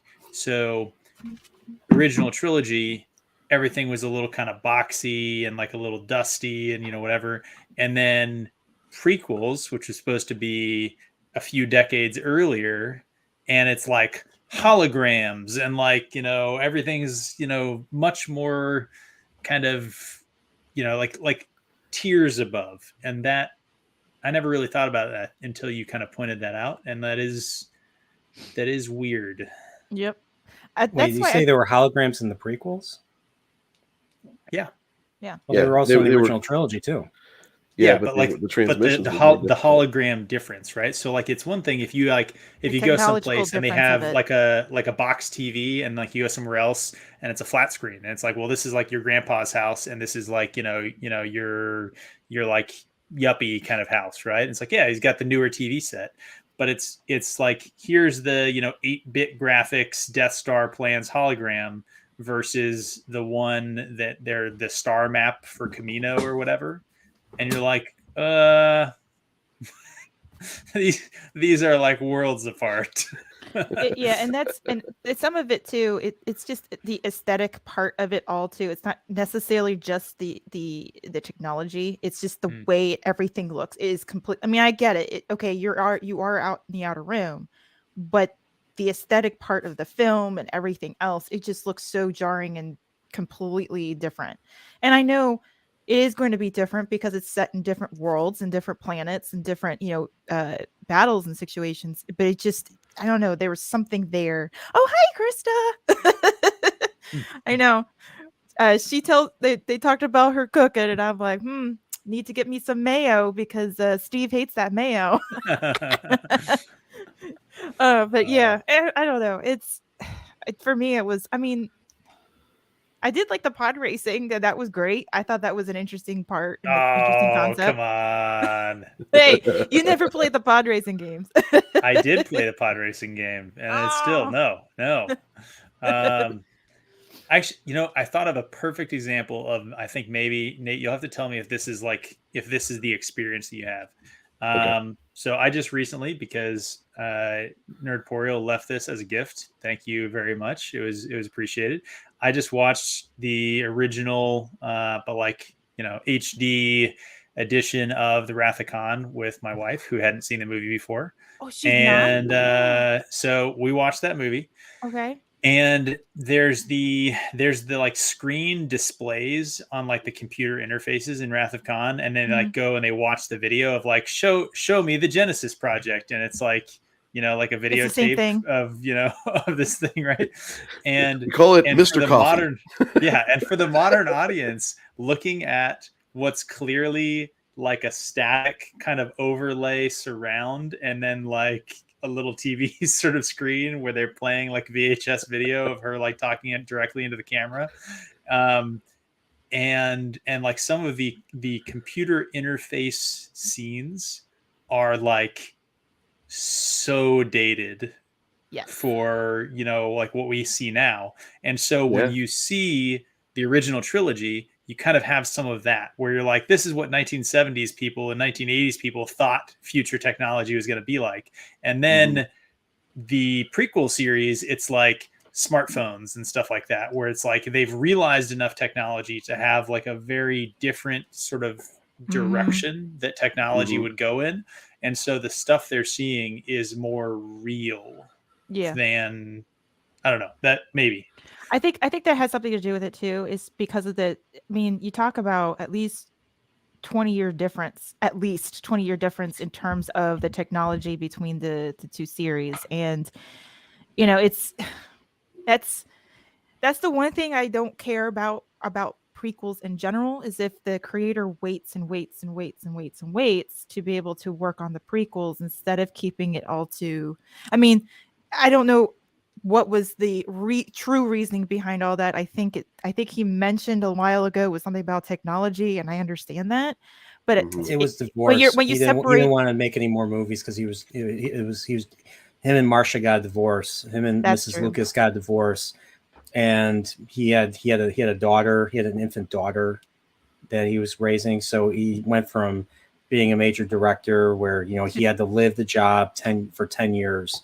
Just to being a producer, just producing movies. So, all those movies in the 80s they produced, Willow, right, Howard the Duck, Indiana Jones, 2 and 3 and everything. So, right. Yeah, he was originally going to do another trilogy where Luke goes and looks for his sister.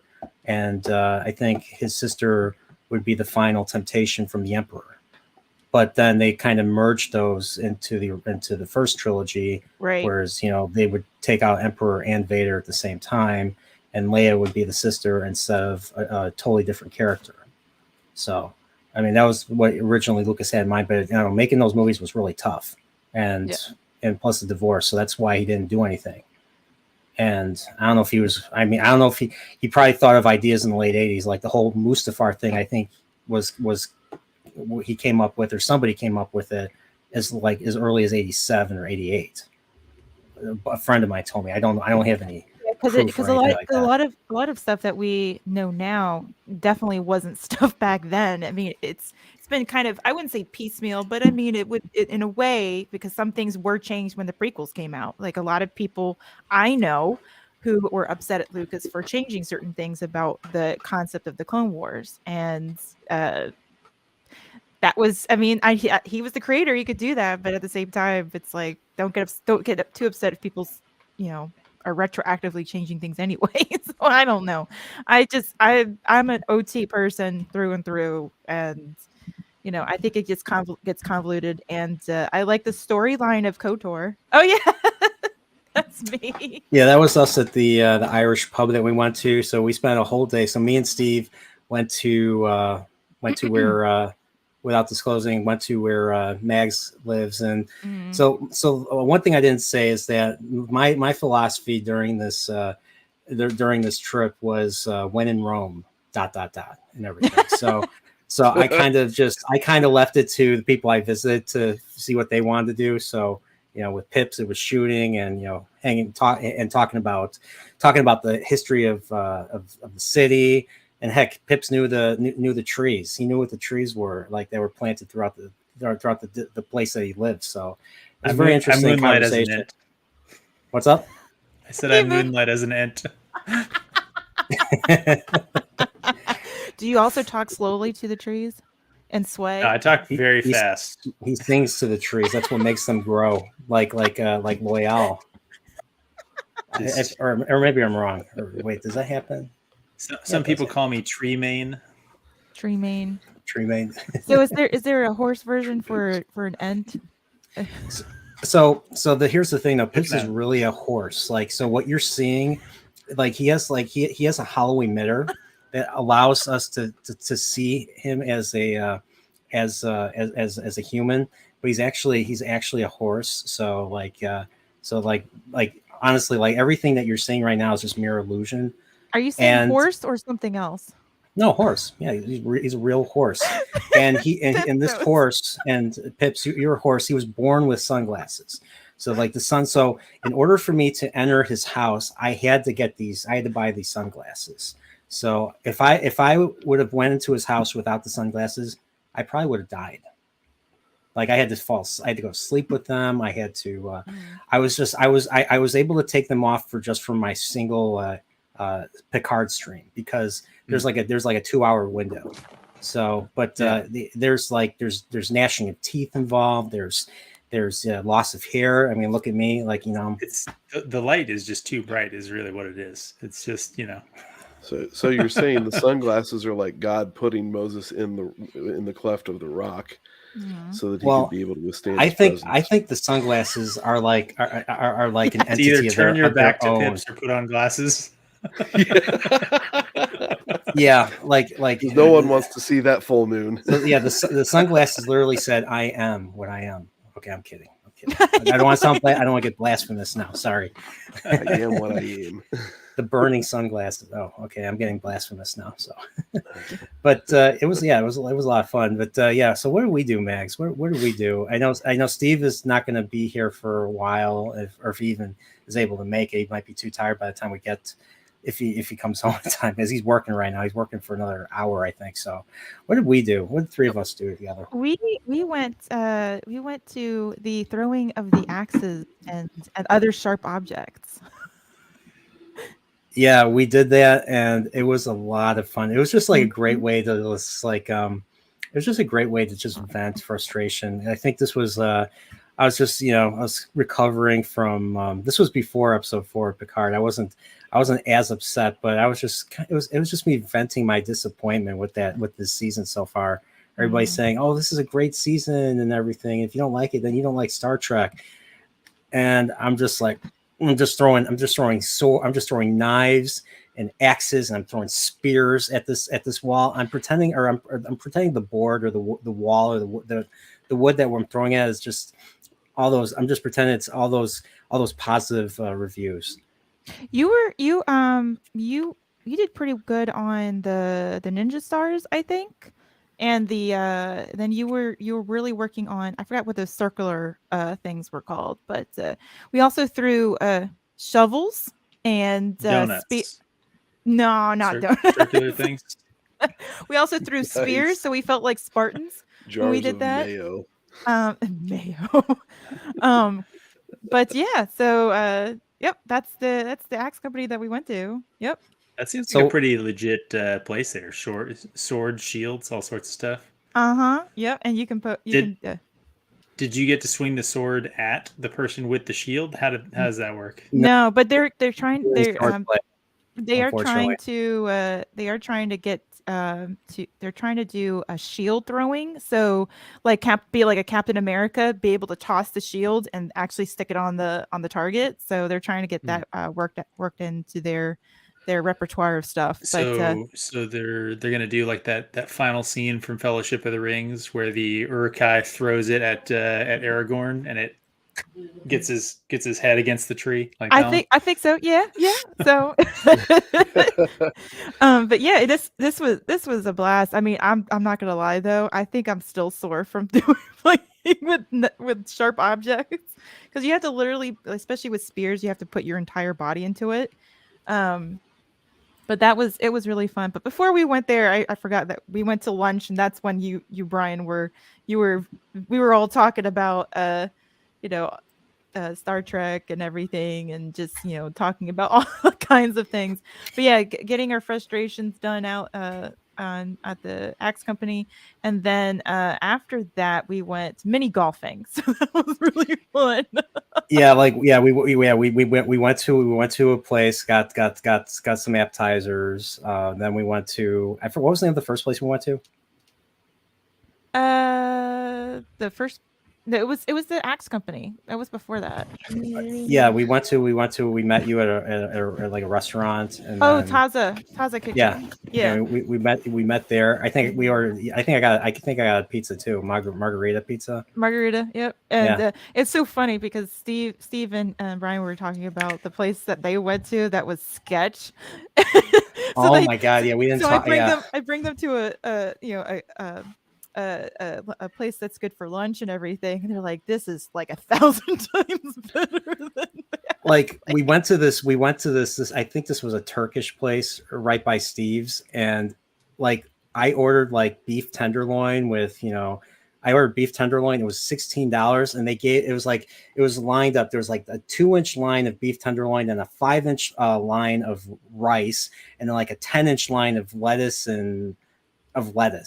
So I felt like the beef was fine. It tasted like peppered steak, but it wasn't worth the money. And Steve got probably one of the worst burgers ever. I was just like, oh, I feel bad for you.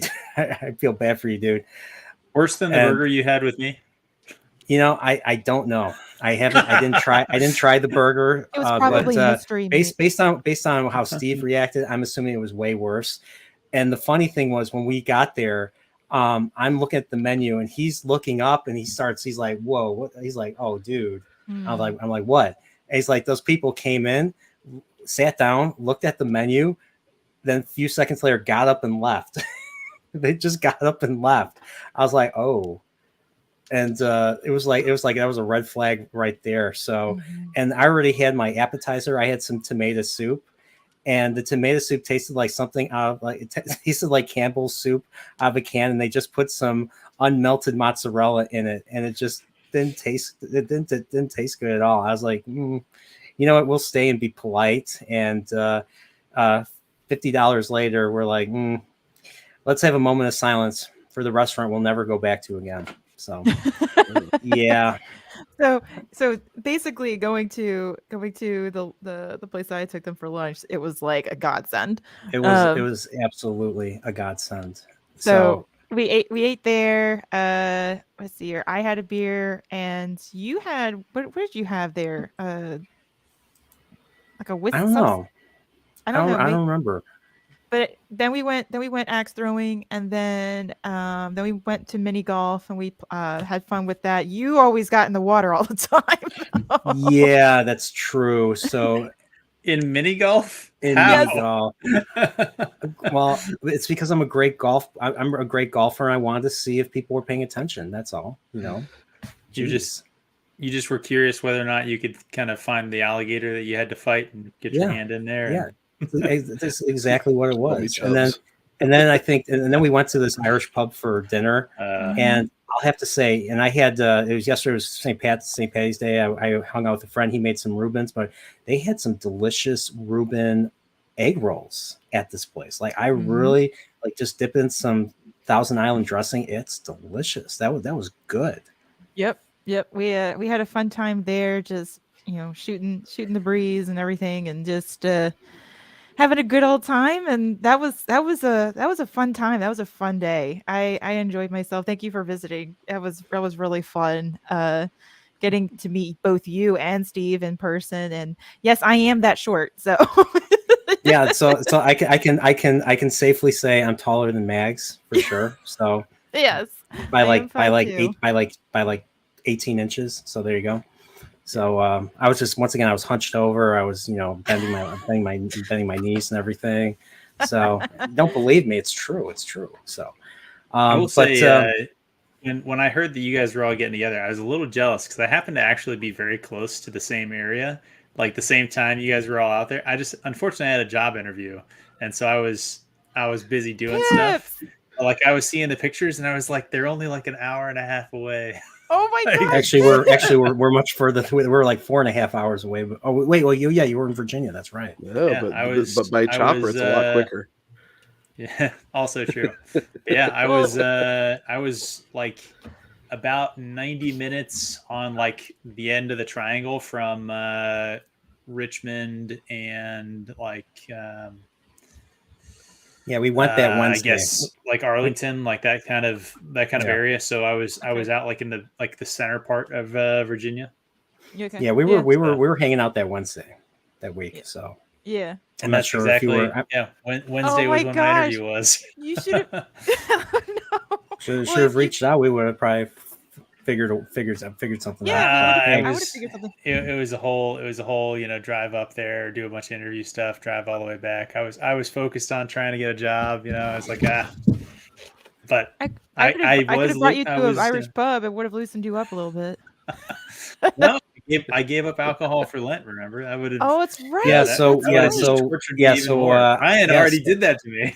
Yeah. Didn't I have some of your drinks? Didn't I have some of your drinks when we were watching? We watched a few shows. So did you rub it in his face, Brian, or were you a good person? Well, here's the thing that I'm like, you might not believe this, but I'm actually a good guy. Well, okay, all right, not a good guy, but I was just like, I don't feel right drinking in front of you, and because I know you're giving stuff up for Lent.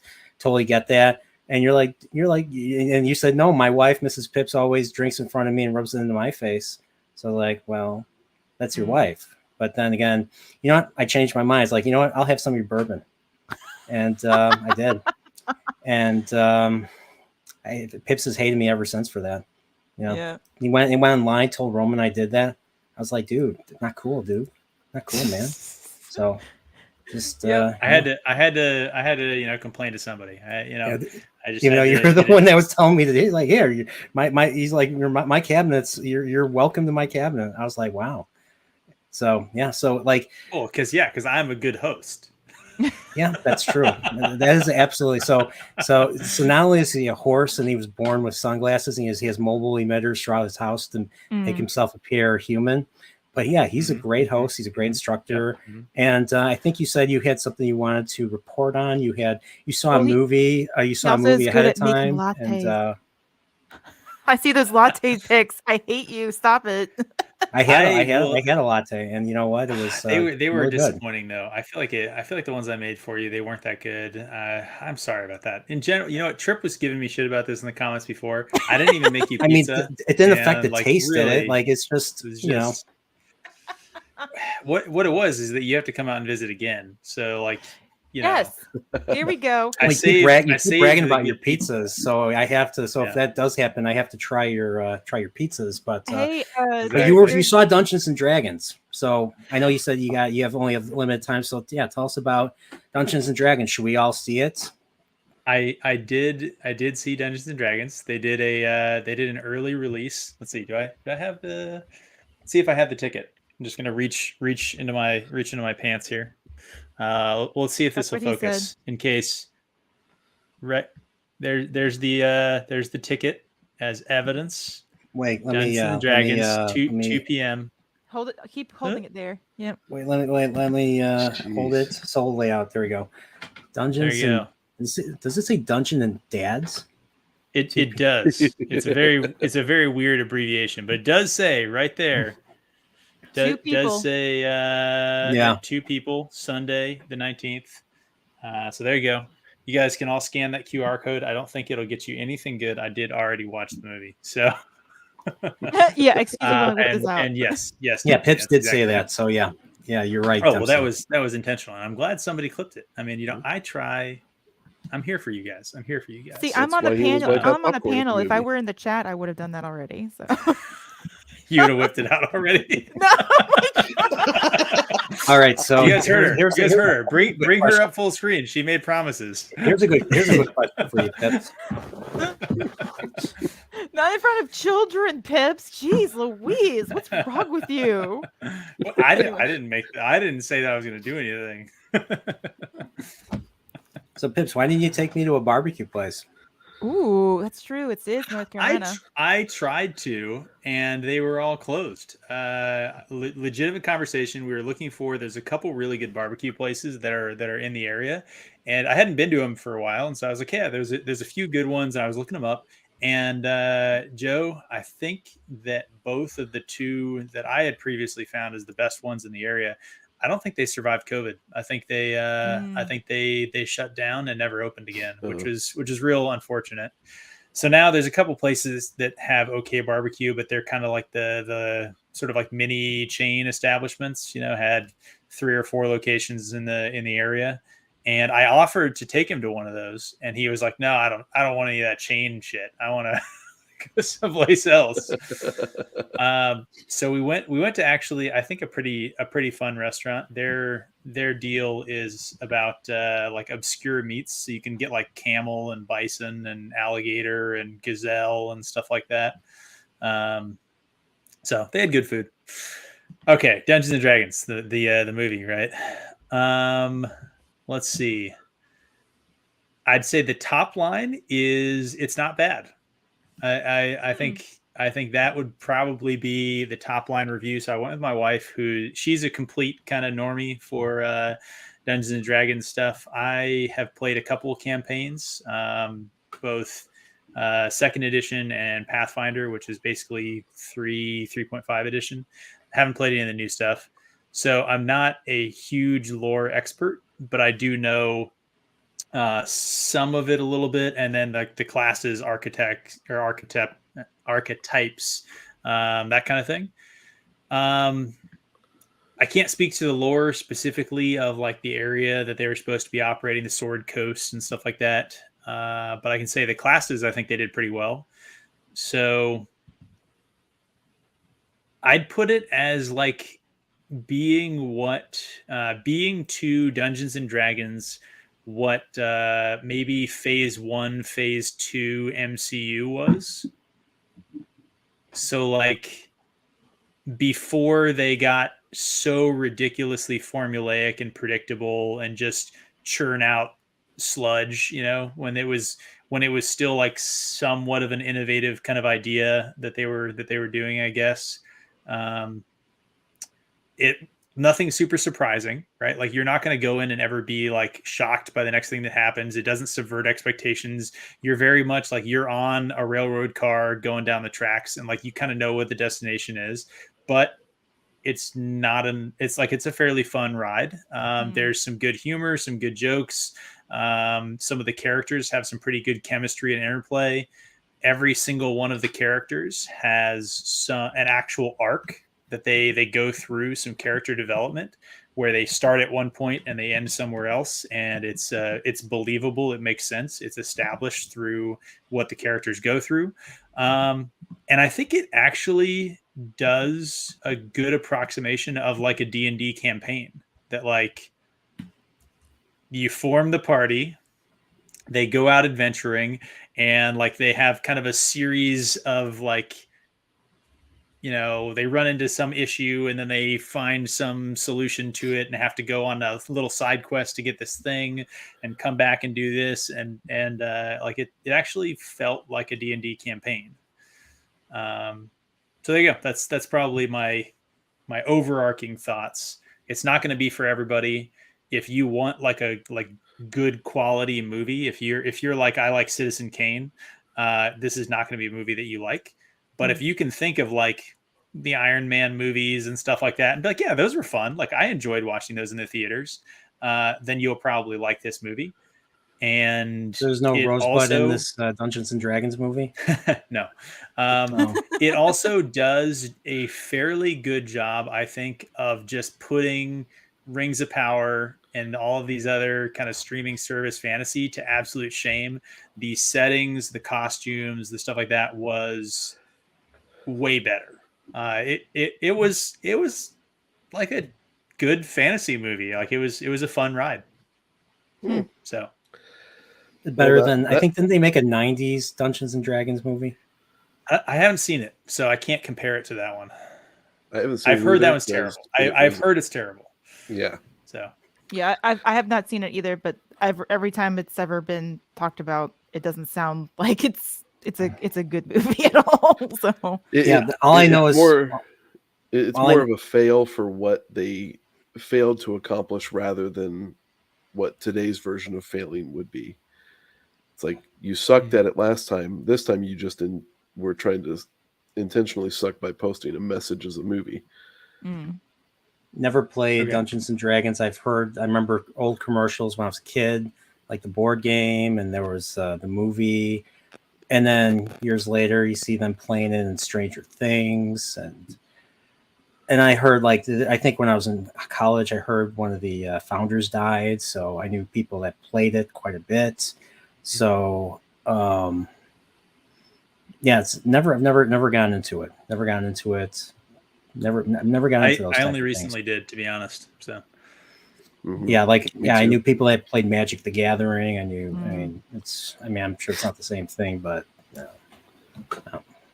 There's overlap with lore. They're both made by Wizards of the Coast, which is one of the worst companies in the world. But that's aren't they going the route? Aren't they going the route that rhymes with bloke? That make go up smoke. I think they pioneered that route. like they were doing that before it was a thing. They're yeah. Well, and then they take their gaming license, which they always called the OGL, and it was 1.0, and it basically allowed anybody to take anything out of that as long as it really wasn't a blatant copyright ripoff, and just develop their own stuff off of it. And it actually allowed the gaming community, I guess, to really flourish, as far as I understand. And then they just had leaked 2 months ago, like a OGL 2.0, even though they were documented in actual publications that OGL 1.0 is it and can never be overridden. But then they said, well, no, we've got 2.0 now, and we're going to not just tell you that we're going to monetize everything you do online, but we're also going to say that we can sit there and say, no, you can't produce this anymore, and take your IP that you created in the game and use it for our very own. Yeah. And that's amongst a lot of other stuff that I understand that's in there. And they it's like, hey, it's like the board meeting where everybody sits around the table and says, okay, I need ideas from every one of you. How can we best hemorrhage money and not make it back? Yeah, so I think there's a thing. So Wizards of the Coast got bought by Hasbro a few years ago, and they really started changing the way that they marketed products. They started like just flooding the market with products specifically designed for like whales, just people who have lots of money and buy like the fancy editions of things. You see this with comic books, like the alternate rare covers and stuff like that, right? But like doing them in sort of like a loot box kind of method to like get lots of sales, and it worked pretty well for short term, especially during the pandemic, especially when there was money getting injected artificially into the economy during the pandemic. So people sitting at home playing card games, getting Uncle Sugar money coming in from the Twiddling their government, thumbs. and and I think that the gaming license thing was similar to that, where my suspicion is that Hasbro wants to resell Wizards of the Coast. And so they were trying to get Wizards of the Coast to like pump up short-term profit numbers and then sell it. And then have it like, well, it doesn't matter if it totally crashes. And the crash has been going now because they, like you said, they pissed off the customers enough.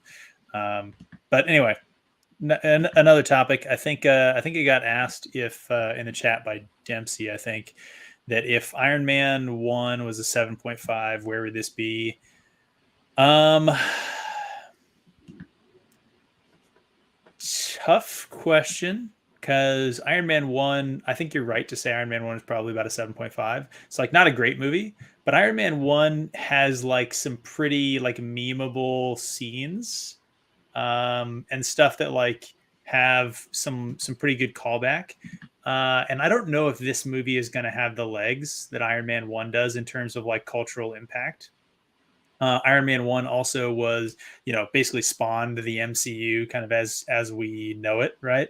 Mhm. And I don't think that's going to happen from this movie. But I do think that in terms of individual quality, yeah, I think it's possible that it's somewhat comparable.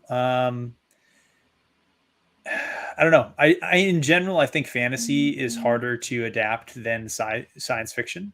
And I would say that like Iron Man was science fiction because it's in, Iron Man was set in our world. So if it's fantasy, it's low fantasy, right? Whereas the D&D movie is high fantasy. So they have to like establish the world.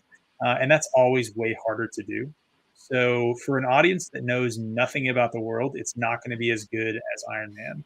If you generally know fantasy stuff, like if you have read some books or watched the movies, if you know Magic the Gathering or if you know D&D a little bit, you have enough knowledge of the world that it probably is good to fill in the holes a bit, and it might be right there at 7.5.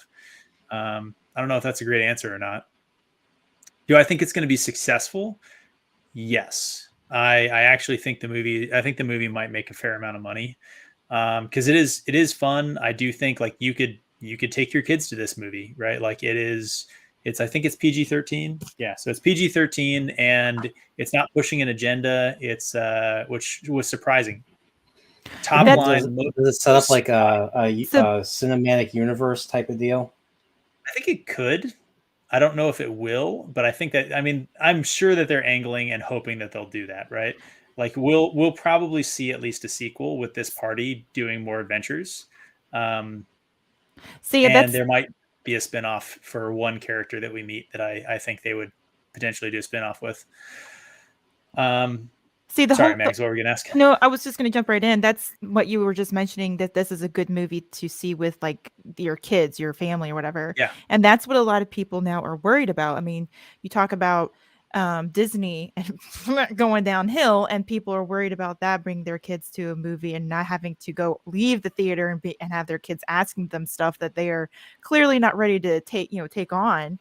If that sounds like it's a good setup for them to be able to, I'm not saying they were going to be the next, whatever, but that's not what I'm saying. But that's the way you said it, that it's good for kids. It's PG-13. They can, whatever. It's a family type movie where there's no messaging involved. It's like, that sounds like it would be a win-win for a normal general audience is looking for. So.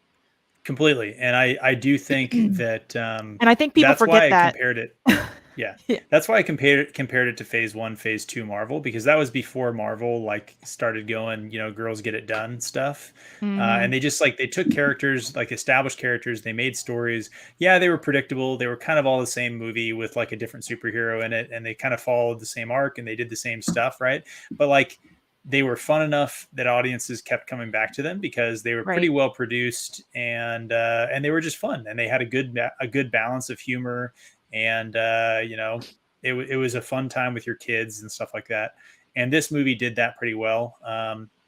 It was not a silly movie, but it managed to have enough things that, like, for example, again, my wife, total normie, she was laughing a good portion of the time, and I laughed at least several times during the movie as well. So it does have some good funny stuff, and some of it is funny for someone who has played D&D before. So, for example, so it's a good balance then to be able to I bring think in. so. I think Okay. unless you're really trying to be a curmudgeon, I think you'd probably enjoy it. So I'll bring this as an example, right?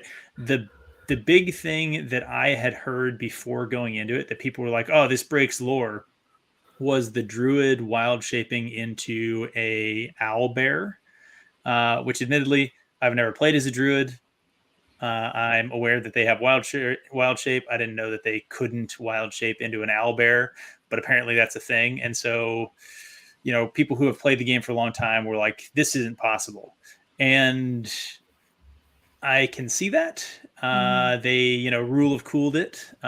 They apparently came out with a rule change to the newest D&D, D&D 1 or whatever it is, that allows you to wild shape into an owlbear, which, hey, it's their IP. They can do what they want. But the character that wild shaped into an owlbear, wild shaped into lots of different things throughout the movie. The owlbear was just one of them. And while I think that they could have just had it be like a big grizzly bear or something like that, I don't think it had to be an owl bear. I don't know. Unless you're really sitting there like that level of kind of thing, it's like, hey, in an entire movie they did this thing and it was cool, but like they shouldn't have been able to do that. That's not an unfair criticism if you're a big fan of it, but I do think that's probably my question, Pips, is should a dipshit from Chicago like me go see the movie? Who knows nothing of Dungeons and Dragons? I kind of think you should. I think I would honestly recommend this movie to people. Like I said, my wife wants to go see it a second time with her girlfriends when the movie actually comes out. I like how you didn't disagree with me when I said I'm a dipshit from Chicago, dude. That's not cool. I mean, hey, you're the host, and you never disagree with the host. I thought the trailer wasn't. I know a lot of people railed on the trailer, and I thought the trailer wasn't too awful. Like I've seen some pretty bad trailers, and I didn't think it was too bad, but I can understand where people were coming from when they were reviewing the trailer itself. But at the same time, it piqued my interest a little bit, and I know everybody else's. I'm in this space. Yeah. I know everybody's sentiment behind what's been going on. Depths wise and Wizards of the Coast and all that kind of stuff. So while I'm not a D&D player, I'm not heavily involved with lore, I understand the sentiment of the people that are around me who are.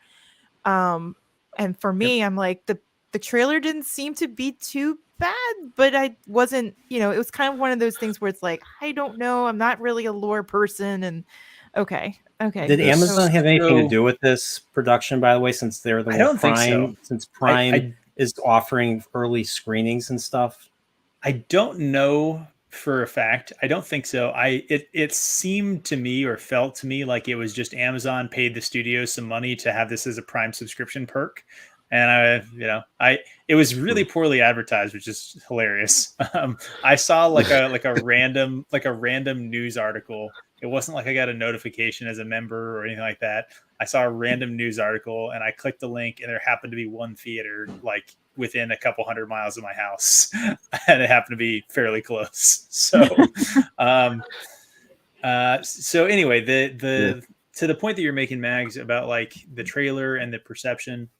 Yeah. there was an interview that was done with some of the people involved kind of running the production that said this thing about how they were like feminizing the male characters and like, you know, not as like a woke thing, but like because it's fun and funny and fresh. And people were like, fun, funny, and fresh. Have you seen the last 10 years of movies? Like feminizing the male characters is not fresh, right? No, it's not edgy at all anymore. Yeah, Sorry, and it's not. and so that plus the trailer, which was the female kind of barbarian character, like going ham, beating everybody up, and Chris Pine like seeming like a wimp. You're like, oh gosh, I've seen this. Like this is gonna be bad, right? I was honestly, I was going into it with that perspective, knowing Wizards of the Coast, knowing what was said about it by the production company or producers about feminizing male characters, and having seen the trailer, and being pessimistic, having seen Rings of Power and Wheel of Prime, well, other fantasy things, shows that they have done. Yeah. What I will say though is that I think the characters all did their archetypes pretty well. And so, yes, the female barbarian did a barbarian things, and she was brawny and not very smart, and she, you know, beat everybody up and did all the stuff. Chris Pine's character was a bard, and he was kind of the face of the party. He was sort of the lovable rogue a little bit. He was kind of a little bit of a fool sometimes, as bards in a party sometimes are. I think he was maybe the most disappointing from the like playing the character. They had him play some songs on his lute and stuff, but he didn't really do a lot of kind of bard D&D things. But he was a fun character. Like I said, he mostly served as the face of the party in terms of what you saw happen. Then there was the druid, there was a sorcerer, and there was let's see, that's the main party. And then they also they ran into Michelle Rodriguez was the barbarian. They also ran into a paladin during it, and the paladin I thought was actually the one where I started thinking the most about how well they were nailing the archetype, because he was like lawful good. Like, I only think very linearly. He didn't understand idiomatic expressions. He didn't understand like irony and sarcasm when people were talking to him. So Chris Pine's character was like, there was a line where he said something about like, yeah, you should like stick with us because you're like way better at fighting and doing stuff. Really, like way better at everything except for conversations. Conversations with you are not good. So, it's just like what Trip says in chat. Stereotypes can be a lot of fun, which is what I mean. If that's what the characters are in terms of their class, I mean that makes total and complete sense. Why you know Chris Pine acts the way he does, or this person acts the way they do, whatever. So it's not necessarily they're doing it on purpose to be. So that was my takeaway, is that like Chris Pine's character, I guess you could say, was feminized a little bit if you just wanted to say like he wasn't swinging a sword around, and so that's feminine, which I think is not really true, but not an important thing. But like the most like masculine sort of, you know, archetypal character was a male. This paladin that you see, he goes on him with like for a side quest, and badass. Absolute badass. Like he is not even like, he's not made fun of. Like the most that they make fun of him is, again, that conversation about him like being sort of silly in the conversation aspect. And as he's leaving, there's a pretty funny gag that they do, also sort of making fun of like how rigid a like lawful good sort of character is. And like, again, as somebody who plays a D&D paladin, I see some of the way that I play my character that the rest of my party sometimes get pissed at, because I'm like, no. So it's really kind of funny that you say that, because I know as you know, a Final Fantasy game player here, like Final Fantasy IV, especially like the earlier games or whatever, but especially Final Fantasy IV, there's a lot of class and the characters and the way their personalities and their descriptions and who they are, where their background, what they do, their magic power, whatever, it is definitely centered around their class. And the reason why I was asking about the like, especially like there's a bard in the game, and he's kind of a little, you know, feminine, but he's truly a man because he loves this woman in the game. But the way Cecil. No, not Cecil. It was, oh gosh, what was his name? In 4? That was Cecil. No, Cecil was the paladin. No, he wasn't the bard. Oh, the bard, Edward. Edward, yes, Edward. He was the bard, but he had his own, things about him, but he sang and all this other stuff, but that would be considered today modern, whatever, like that would be considered feminized, but he really wasn't in the game. It was just the way his character is, and his magic power, what kind of weapons he uses. He uses a harp and everything, and music shoots out of it. Yeah, it's that sort of stuff. So okay, that's cool. And so again, like, I guess you could say that Chris Pine's character was not playing the traditional masculine fantasy character, but that's fine because there's lots of different fantasy archetypes like you're bringing up, and then playing to that archetype is not bad. Right. And every single one of their characters, I think, did a good job playing the archetype that they were. Could they have done things a little better, a little differently? Like, sure. And I'm sure lots of people are going to have individual nitpicks about the stuff, but overall, I think that they did a good enough job where a casual D&D player or somebody who has never played D&D but maybe is sort of familiar with it, or somebody who has no idea of D&D. So like, we'll call that 90% of the viewing audience is going to probably have a pretty good feel about how they handled the story and the characters. And that means that the 10% of the viewing audience of really, lifelong kind of D&D players are, some of those people will have some pretty significant nitpicks about what they did. Maybe. I got a question about the not, language. I've got a question about the dialogue, the language. Like, do they sound like they're from the 21st century? I'm assuming, yeah. Some of the characters, so this might be strange. The party members sounded the most like they were from the 20th century, and the other people sounded less like they were from the 20th century, which I actually liked, because again, like, that's D&D. Like, the NPCs sound like NPCs, and you and your friends sound like you and your friends getting drunk over a D&D game. That's true. Like, I didn't think of that. You're right. Like, it, like the humor and gags between the people, like, yeah, there was kind of modern sort of gag lines and stuff like that, but it didn't actually bother me because of the lens that I was looking at the movie through. So anyway,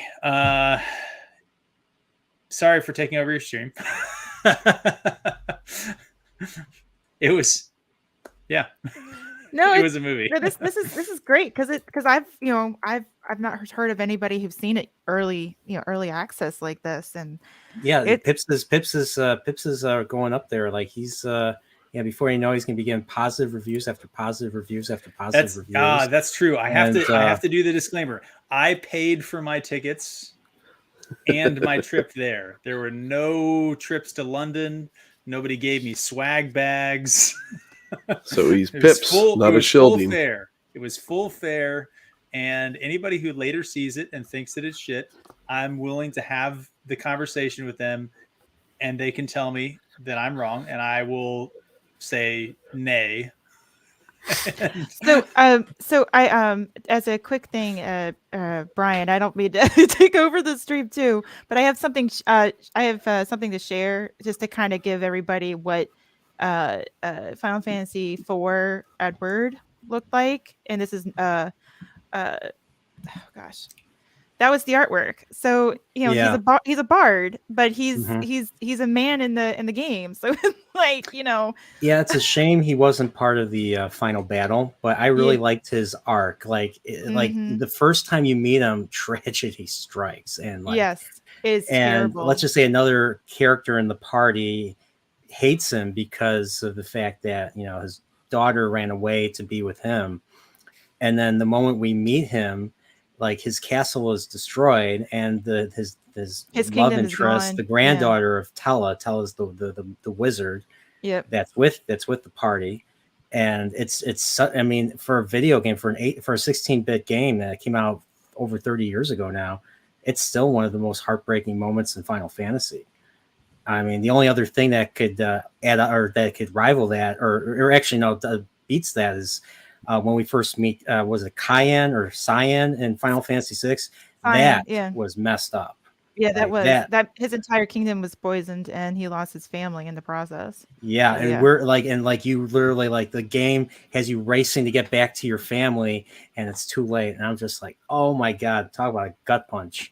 Yep. This is I actually 1994. I actually just played through that scene. So but I just wanted to I wanted to show like, you know, this sort of concepts as far as, you know, bards and all that kind of stuff. This is something, you know, it's obviously it's been done in D&D and it's been done in video games like Final Fantasy, like all the different classes. So I don't know. I agree with you, Bips. I think that sometimes people just kind of might take things a little too out of, I don't know, too seriously, I guess. I don't know. I can't really give them I can't let them off the hook for saying what they said. Like, Right, if exactly, you if can't. you're in charge of a major production and you say something like that to a reporter, like it's so strange to me, because in my mind, like if I had just watched that movie and then gotten the quote, I would like I don't know what they're talking about. Like Right. like there's okay, broadly speaking, there's the bard. He's not a macho man, but he cares a lot about his family. He's the leader of the party. He is the planner and sort of the guy who brings everybody together and creates the direction. And he is the sort of lovable rogue who like doesn't maybe believe he's that good, but you kind of learn that he is, right. He shows he's got the heart of gold in the end, right.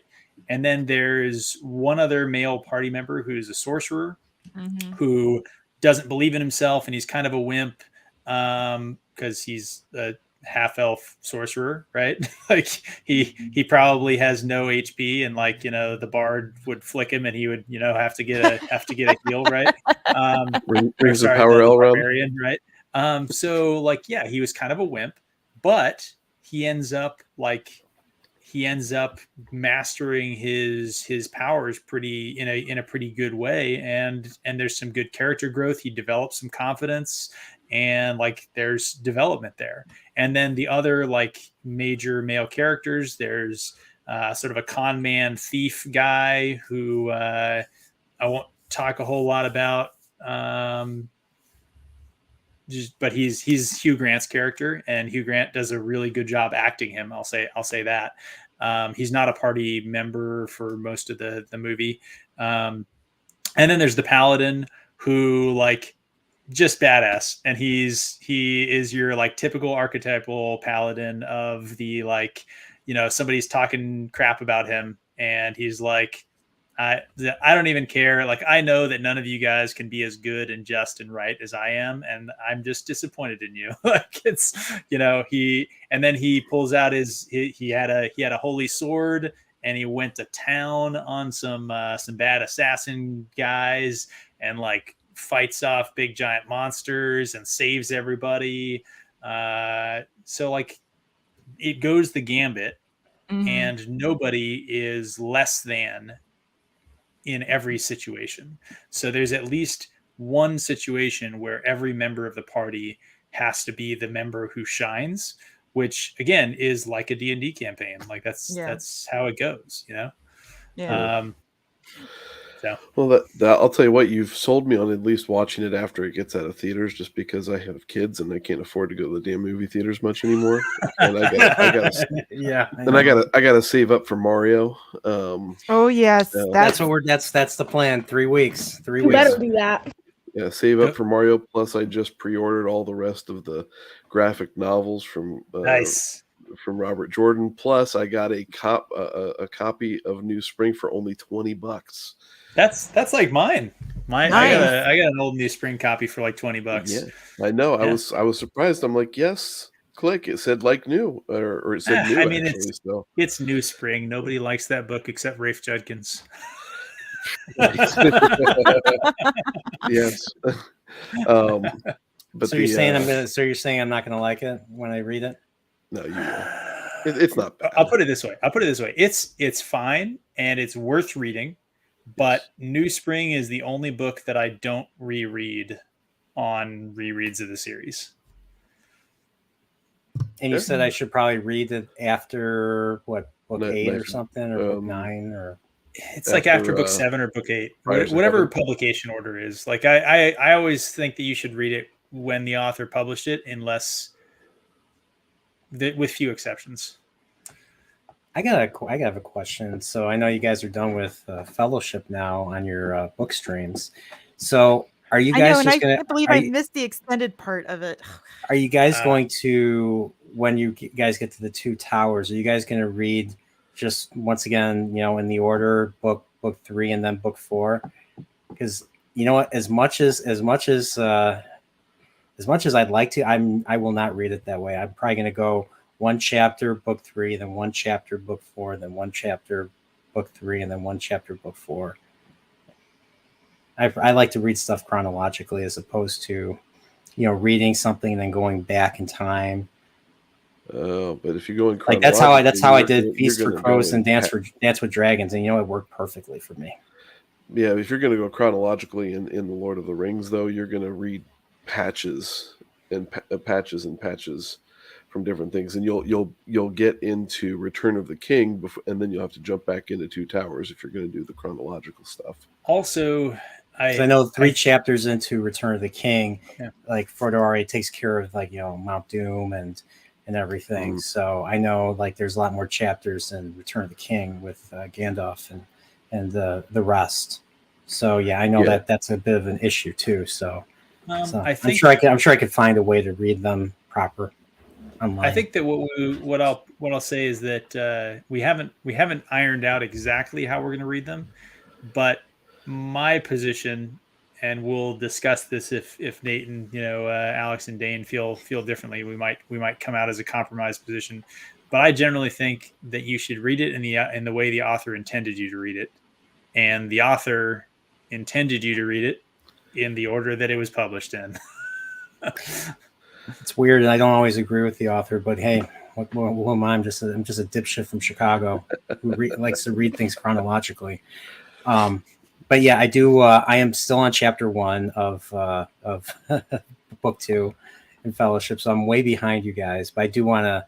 I do have an incentive to catch up. So my eventual, if you guys invite me again for another stream or something. Well, now we can't invite you if you're not going to read it chronologically. I mean, like, oh my or gosh, if you're not going to read it sequentially, I guess. Seriously? I mean, I'll read it in the order. Like, I'll read it once we get to book 6, you know, and everybody's back together. Then I'll read them, and I'll read them in the proper order. So, but yeah, I'm reading chapter 1. Many Meetings. Wow, I'm loving. There's a lot that they didn't put in the movie. I'll just say that, like the hall of the hall of the hearth and everything. And you're hearing all the songs and everything. I mean, I'm reading it right now. He meets Bilbo there. I'm just like, wow. I kind of wish they had this in the in the movie, you know, or something like that, you know. And hearing the songs and everything, and the dimness, you know, which is now way too common. I mean, not dim enough that you can't see the character. See, I don't envision complete blackness like they do in Game of Thrones, where you can't see a damn thing. Like, it's dim enough, but you can still see them clearly. You know, you can still see Bilbo. And when I hear Bilbo, I still hear Ian Holm. I still hear Ian Holm talking to Frodo. But with Frodo, it's different because book Frodo is 50 years old. He's older. So I kind of, you guys are going to hate me, but I kind of think a little bit of Martin Freeman when I think Frodo. Well, that might be the perfect point for me to sign out as you start to say blasphemous things about Frodo. I needed to probably leave a while ago, but we started talking about this movie, and some of you guys had some pretty good questions. And I don't know. If you had to ask me, I would say I was probably in the position where I wasn't going to watch this movie before the thing where it's like, hey, I could get early access, and my wife was saying that she really wanted to see it, and I'm like, okay, yeah, I'll go see it with you, and we can go do it. But I was like, on the press and stuff about it, I was like, I'm not going to watch this movie. It's, you know, one more gouge in the eye of, you know, fans, right? I don't think it's that. I think Yeah. that if you are a serious deep lore expert in D&D, you might be disappointed. I say might because I'm not a deep enough lore expert to be able to say what they got wrong and right to that level. Right. But if you just kind of like fantasy and you know a little bit about D&D, it's a pretty fun little D&D campaign, and the actors generally did a pretty good job. The costumes and set design stuff, the effects were all generally pretty good. The characters actually like had real like chemistry and relationships. There was arcs and payoffs. So I'd probably recommend it, especially if you have kids. I think that honestly, it would be a fun movie to take your kids to if they like fantasy. Cool. Wanted to show you some before you go. I It's know you say you gotta Shannara go. Chronicles. But yeah, me and Dempsey, we went to the Air Force Museum in Dayton. Nice. So Yeah. that's me. That's me going or like exiting Air Force One because once again, you know, I'm President Poriel here. So And so you that's actually made it up the steps.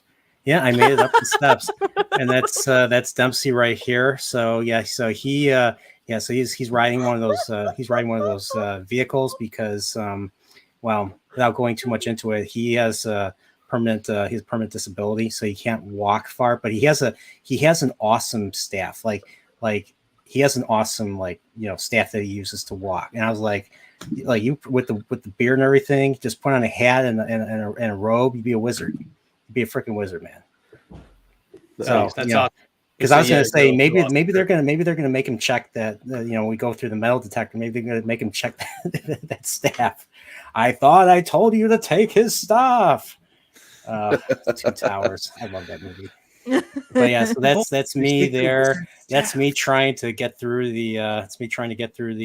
That's me inside the Air Force One, and that's Dempsey right there. So that's two of us right there as house. Oh, with the Pickle Rick tee. Yep. So he's a man. He's a man of culture. Yep, that's correct. So yeah, so it And was a blast. beard. He was the last stop before going home. So this was the day before I went home. So, yeah, that was this was a great time. So I figured before you go, Pips, I'd show you this. So Cool. Well, hey, Dempsey, looking pretty good. I like the T-shirt. Mhm. I'm jealous of you guys' trip. You had actually, I think he had told me about that. You guys went to the sweet museum there. Oh man, are we doing a tag team situation? I figured if you were Perfect. dipping out, I can step in and take it over. yeah. Perfect. So even though I didn't meet Alex on this trip, I did meet him before this, which kind of really inspired this trip in general. So I had to invite Alex and everything. So but yeah, Pips, so you got anything you want to plug, anything you want to do, or anything you want to say before you go? Nope. Alex is going to drop a Perrin video. I keep on telling him to do it. I'm going to bother him about it until he does. And then this Saturday, we're doing Lord of the Rings 2 Towers with what's it? Nope, that way. That gentleman. I know, it's like, that which guy. way? I'm gonna try and catch up dyslexia? the best I can. But yeah, that's it. So yeah, check us out if you're interested, and I will see you guys next time. Brian, it was awesome meeting you, hanging out. I hope that you had a good time, and yeah, maybe we'll do it again. It was a blast, dude. Sometime. It was a blast. You're a great host, man, and even the places that you took me, they were still pretty good. I know. I mean, were they the best? No. I mean, I'm from Chicago. I'm used to great food, but you know what? Sometimes you just gotta bite the bullet. But the bourbon. Yeah, that's honestly that's why I didn't make you pizza. I was intimidated by your Chicago pizza sort of lineage, right? I just, That's excuses, didn't Pip. want to disappoint. Here, one more picture before we go. I need to where is it? It's too much scrolling here. So this is in without the sunglasses. There you go. This us without the sunglasses. So there you go. Oh, that's a terrible picture of me too. Put that away. Oh, gross. Did you make him any of your beautiful lattes, Pips? I did. It wasn't very beautiful though. Even the Bulls dropped one, so I think I can get away with a few bad latte shots. That's fair. Hey, that means All right, you get to guys. see the progress, right? Yes. Yes. On the Discord, it is Pips's art is frequently on display. Oh yeah. I'm still jealous that you got to meet Alex before me. Gosh, Alex, when are I you know. coming to Carolina? You told me you're doing it. Yeah, my attempts at getting a Carolina job continually fail. He keeps coming to Columbus. I do. The customer in Columbus is quite needy. Mm. So, Is that like a sort of euphemism for Nathan? Is We've met up once, but there are future opportunities. I'm imagining. yeah, no, I feel bad. I keep getting sent there, and it's like, all right, we're gonna need you there for 48 hours and then bounce. And it's like, of the 48 hours, I'm asleep for 12 and working for 36. It's not been great. gross. Yeah, but hanging out with Nathan is an absolute blast, and he knows all the spots. It is a man of culture. That What about me? What is about an me? exaggeration. Brian is also a man of culture. Did you talk about the fact that we accidentally walked out on that second bar tab? Did we? Yes, we did. I felt Oh, so shit. bad about that. Oh shit! Wow. That's what happens when your bar doesn't take cards, though. So maybe they'll learn the fucking lesson. But Yeah, I mean, this was I couldn't like we had to come up with another place. And I was just thought, okay, what's by my house? Mary's. So we went to Mary's. And it was right across the street from Superdog. And yeah, we went there. Went to Superdog, got a dog, and you actually got a hamburger. I think I did. It was Places good. for hot dogs, and you get a hamburger. And yeah, and we went back. We went back to the bar. Yeah, Yep. we were the younglings there. Everybody else was like in their 60s, at least in Yeah. their 50s or 60s. A bunch of old farts there. So For sure, but the You're gonna advantage be an to old fart one day, Brian. Wow. never. All right, guys, I do need to Don't actually duck out here. disrespect your Hey, elders. All right, bye, everyone, Pips. have a good Hi, night. Pips. Yep. I will Bye, meet you Pips. sometime. Hey, well, I got hired by that company, so Take care, Oh, Congrats, man. I You'll- will be back up there at like start of June time period. I'll be back up there for a couple weeks, I think. So we'll do a whiskey stream in person. Oh yeah, we'll get Steve so he can be the DD. Easton, tell your dad he's DDing for two drunk people. No. I mean, no. That's probably smart. That's honestly like, you know. Hey Ryan, take tell the your boss dad bad he's news. DDing for two drunk people. All right. See you guys. All right, take care. Congrats, man. Bye. Congrats. Bye. Congrats, Pips. Woo. Okay. Another one in Virginia. Yeah. Easton, what are you eating? Oreos? I've seen Easton like pull out like three different things, a couple different things actually over the course of the stream and just Seriously. eating them. It looked like he was eating like spicy mayo earlier, and then Like I think he was like eating ice cream at one point. Dude, Steve dips out for 15 minutes, and all of a sudden Easton goes fucking hard, just raids the cabinet. Yep. Oh Awesome. my god. you're on mute. You're on mute, Easton. I am muted. But Take after your dad. at the at the start of the stream, I had a hot pocket. Then I had ice cream, and now I'm having Oreo. Wow, that's Balanced like diet wow, right that's there. that's a lot. That's a lot. Easton, your desk has a You're little. gonna be like a bullet tonight. Your dad's gonna get home and like, what the fuck is going on here? Why did you eat all the food in the house? Oh no, he did not. I've seen there's a lot of food in that house, like a lot, like more than I've ever seen in my life. And Easton is proving why. Yeah, because he goes through it all in one night. Shut up. No. Easton, okay, how old are you, Easton? You're 10? 10. Okay, yeah. So I have an 11-year-old, and she eats exactly like you do. It's like, you know what? I'm slightly hungry.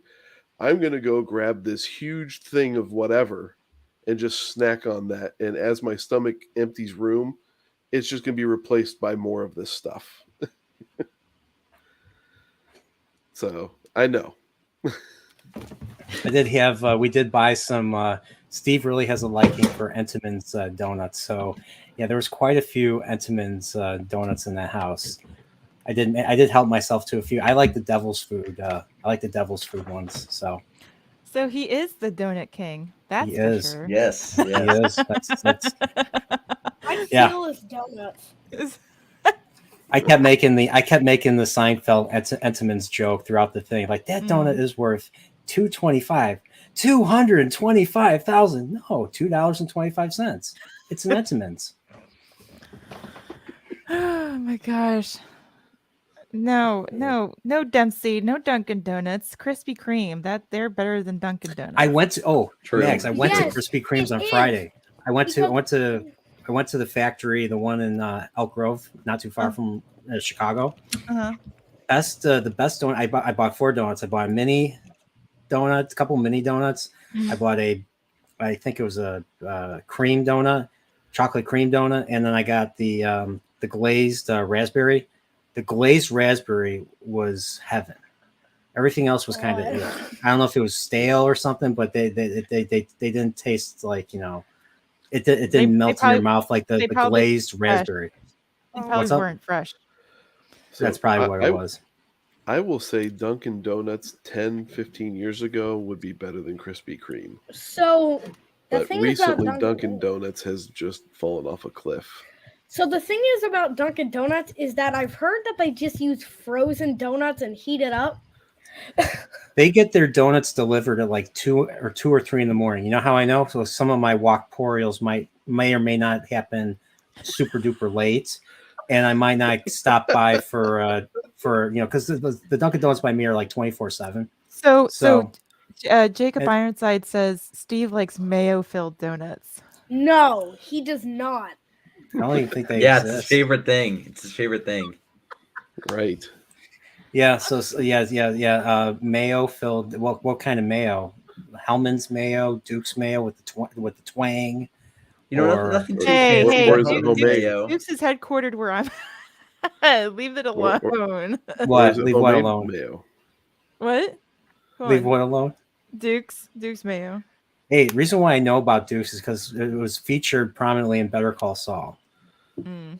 And so we were all talking about the mayo, and Steve, and this was before Steve was before he knew me pretty well, so he was pretty polite about it. But then I took like months later, I actually bought some Duke's mayo and took a picture of it. He's like, "Gross, dude! Why would you buy that?" I was like, "Because it's delicious. It's mayo. Oh, Good on sandwiches. Good on BL. You need it for BLT. So you need BLTs. Good for chicken salads. I like how he said screw all your mayo based salads and everything. I agree with him on tuna salad. I'm not a big tuna salad fan, but chicken salad is pretty good. Potato salad. You need some. You need that. You need to have mayo on potato salad. So the best part about the Duke's Mayo was the Wisconsin Badgers made the Duke's Mayo Bowl like 2 years ago, and they immediately broke the trophy, like just shattered it into a bunch of pieces. There's quite amusing, but also I agree with Steve. Duke's Mayo is disgusting. So Just Duke's mayo or mayo in general. it can be both. Okay. Yeah. I know a lot of people that don't like mayo, and I get it. Yeah. I don't know. it's definitely a Southern thing. The mayo is. It's. I mean, I know it's a lot of other people, in the country have their thing with mayo, but it's definitely a prominent thing in the South. Let's just put it that way.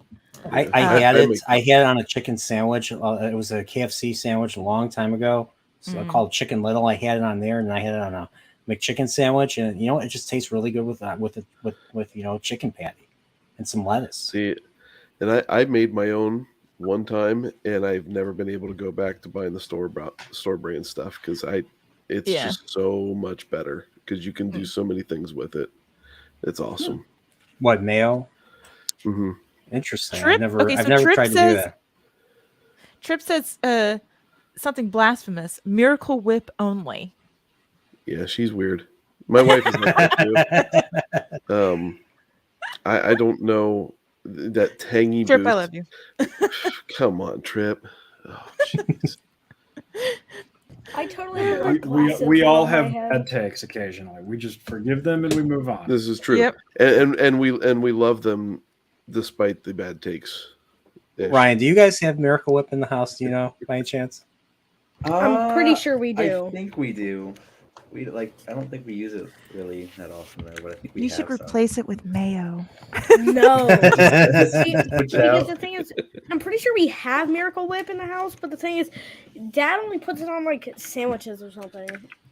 So we Yeah. can only see the top of your head, Easton, unless Yeah, that's Oh. intentional. As opposed to Oh, what, come eating it like on. ice cream?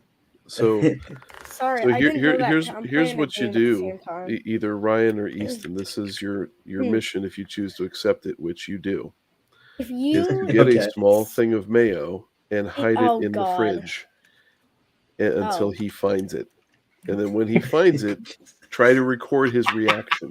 That was great. And then once you do that, you need to like buy a whole find bunch all- of mayo. You just need to Yeah. buy a whole bunch of mayo and put it in his room. and I don't then have once- that. Ty- and I once- don't, I don't have that type of money. Slowly hide jars of mayo in his It's room too, until he you know what, notices. Right. maybe next time I'm over, we'll have to pull that prank on him. Yeah. Like Yeah. there's And then- one in his closet, then one in his dresser. And Like, then slowly there'll be adding. a stream where he's just like destroying jars of mayo. Yeah. little mayo packets in his pants for work. So there's That's an actually a good incentive. There's an idea. incentive to do this. Put it in his lunchbox. Yeah. Yeah. Sneak a little Yep. like packet of mayo in somewhere. Oh, It's it on. would be a good thing. And if you catch his reaction on video at all, find us all on Discord and Just share DM that it. video like crazy. Yes. Yeah. Yeah. I Spread it agree. around. Spread it around. Yeah. Because then we can put it into shorts. We can just stick it as like little video things for thanks for signing up, like Nerdporial does on his stream sometimes. You know, for Yeah. new members, and just pop that in there, and Steve would be like, "What the?" Yeah. It'd be great. We should change our profile pictures to like Steve eating mayo or something like that. Oh, that sounds great. Oh, That would gosh. be weird. It would be, but it would be worth it. Yes. Trip honey mustard's good. I like honey honey mustard's Honey mustard. mustard's real delicious. good. Mustard, ketchup, and mayo are all disgusting. You don't like I'm with you ketchup? on the ketchup. Oh, Ketchup and is Miracle ketchup. Whip.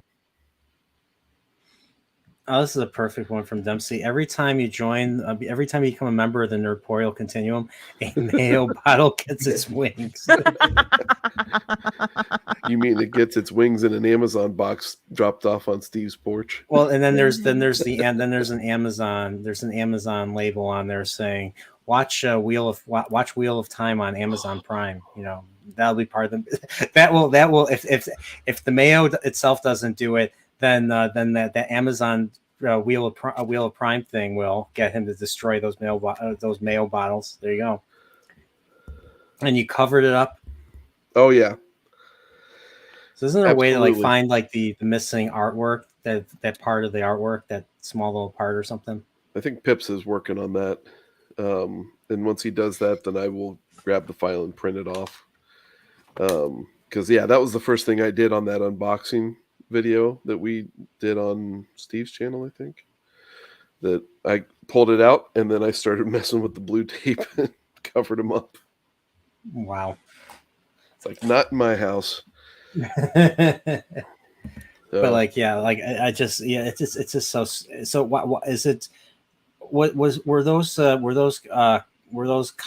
volumes like Amazon only? Like you can only get those on Amazon. That's why they're promoting it on the covers. I don't know. If you can get them anywhere else, it's probably just cheaper on Amazon, just because they can make everything cheaper. Oh my Yeah. gosh, Trip is so mean. You guys need to send Steve a Wheel of Prime present. Oh, That's gonna make him sick, and the last thing I want to do is to make him sick. So mean. oh my goodness. I like messed Easton's up. horrified face because he knows if that happens, he's And getting Liz just has signed pictures. backhanded. Yeah. Yeah. What? You're like, what? Yeah, the wheel Oh, of man. the wheel of time. Yeah, Dempsey's Amazon like show Mayo present. by Rafe. Oh, that's gross, dude. That's really gross. That actually sounds really. There's so many things that are going in my head right now, and I don't want to say them out loud. Right. All of them. Well, I don't know what you're worried about, Mags. It's the rest of us that are gonna have problems.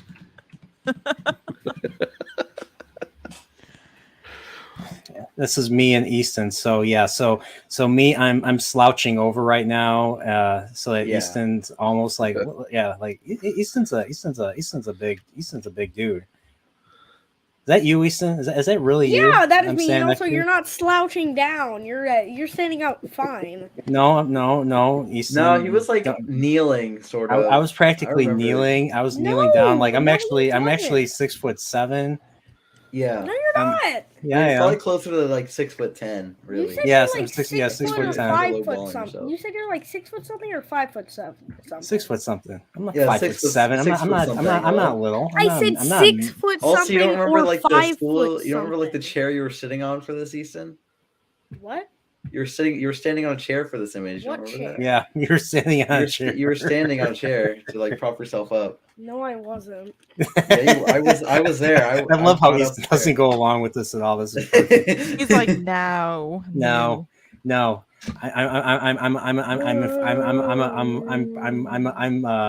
I'm a picture of the truth, and I'm gonna only tell the truth. So, but yeah, that's me and Easton right here. So, yeah, meeting Easton was a blast. So like, it wasn't just me meeting Steve. It was also meeting his two sons and his daughter. I didn't manage to get a picture with Bella, but hey, this was pretty good. This was pretty cool right here. So, but yeah, Easton just completely destroys me in video games and in and chess. Well, I just remember we sat there for like an hour and a half in Mario Maker, just dying over and over again. Yeah, I was trying to play the level that you made, Ryan, and your level was like, I thought my level was tough. Your level was tough too. Like I was just like, I was trying to survive. It was almost impossible to survive. I make some brutal levels in Mario Maker. Jacob Ironstein, I am not on a box. I'm not standing on a box. Like I'm literally just like I'm hunched over and I'm bending my legs, just so that I could fit that I could be in the frame. So that just I could fit in the frame. That's what it is. So yeah, is he going to be on the stream? Well, I mean, he's working. He should be getting home soon, I think. Like 10, 15 minutes here, maybe. Yeah. So hopefully he can make it. If not, then what is that? That is got home. That is Nathan and I hanging out at the my god spot. Yep. Wait, where was that? This was at Brewdog here in town at the brewery. Okay. We'll have to. My dad just got home. Oh, he just got home? Oh, yeah. All right. Everybody whip out their jars of mayo. Yeah, get ready, guys. Oh, thank God. All right. Thank God. All right, Easton, you're in command here. So I'll be right back. Oh, Easton's taking over the stream. Christ. Yep. Easton's Okay. in charge. All right, Easton, what's your first action? I'm better than everybody here at chess. Wow, bold. That's what I claim. hear. Bold That's what I claim. hear. Bold take from a 7-year-old. I could beat anybody in chess right here, right now. Wow. I Trust speaking me. from my own personal And point if of view, I know you'd beat me. If you want to find out about that, there's an online chess game that I know, and we can do it right now. Chess game. I probably would take you up on that under other circumstances, but I'm about 8 beers deep, and I probably would lose to you at the moment. I would definitely beat everybody here at chess. Oh, you No definitely doubt. beat me. I would give up. Oh, okay. There it is. Oh, what is up with the inside of that mayo bottle? I couldn't agree. What do you mean? What's more. up with the fact that it's like slightly used and kind of like chunky really ups kind of the grossness factor of it. Excellent pull. Yeah, I felt, you know what, this would be a great way to welcome Steve onto the stream. So, Right. So yeah. So is he here yet? No, he's not here yet. What was that? What did No, Easton just do? Easton did something. Oh, Okay, there you go. Pokemon threw thrown around the Pokemon. room. what was that, Easton? Oh, Now you got pointed The upwards ceiling. at your ceiling. Oh, Easton, you're My Little Jesus. Pony. All over the place. Okay. Okay. I don't even know where we are right now. Yeah, that's where I stayed during the trip. I stayed in Easton's room. So yeah, that room became like Just trying to get- home for a week for me. So So disoriented just looking at Easton's camera right now. yeah, now it cut to black. Now it cut to black. Just turn the camera off, my guy. You don't have to twist it. There's the I don't even know what was happening there. Having some issues with the camera. It's all that sugar that's catching up to him. Yeah, I Right. caught up. He's Oh, hitting a wait. sugar There he crash is. now, and he's Oh. Hey, there you All go, right, back. so Ryan, what's going on with you? How's so what do you got going on with your channel? I saw you were on today. You got like up to 30 people. I had 30 people. Yeah, I know. I've been doing pretty good. I've been growing a lot recently. Actually, it's pretty cool to see. So what was that? So you're just inviting people and you're playing games with That's the pretty people watching? much my whole thing. I just play games with chat. That's my entire What were you playing? stream. You looked like you were playing like tic-tac-toe or something. What was So it? it was okay. So we were playing a game called Gartic Phone. It's pretty much like Oh, I've It's heard almost- of this. yeah. So it's almost like Yeah, you Yeah. played it with Whisper us. Down the Lane It's meets awesome. Pictionary. It's Or awesome. like It is so much fun. it's a lot of fun, but sometimes the people in chat, they get a little silly. They draw some things that they get a little Yeah, probably shouldn't be drawing Actually- on YouTube.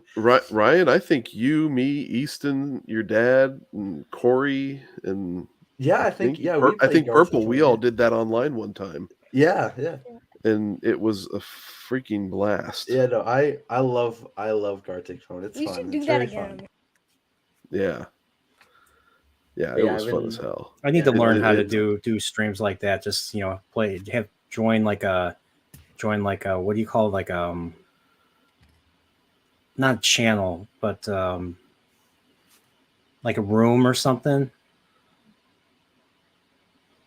Like and then play games that way Like or a- something.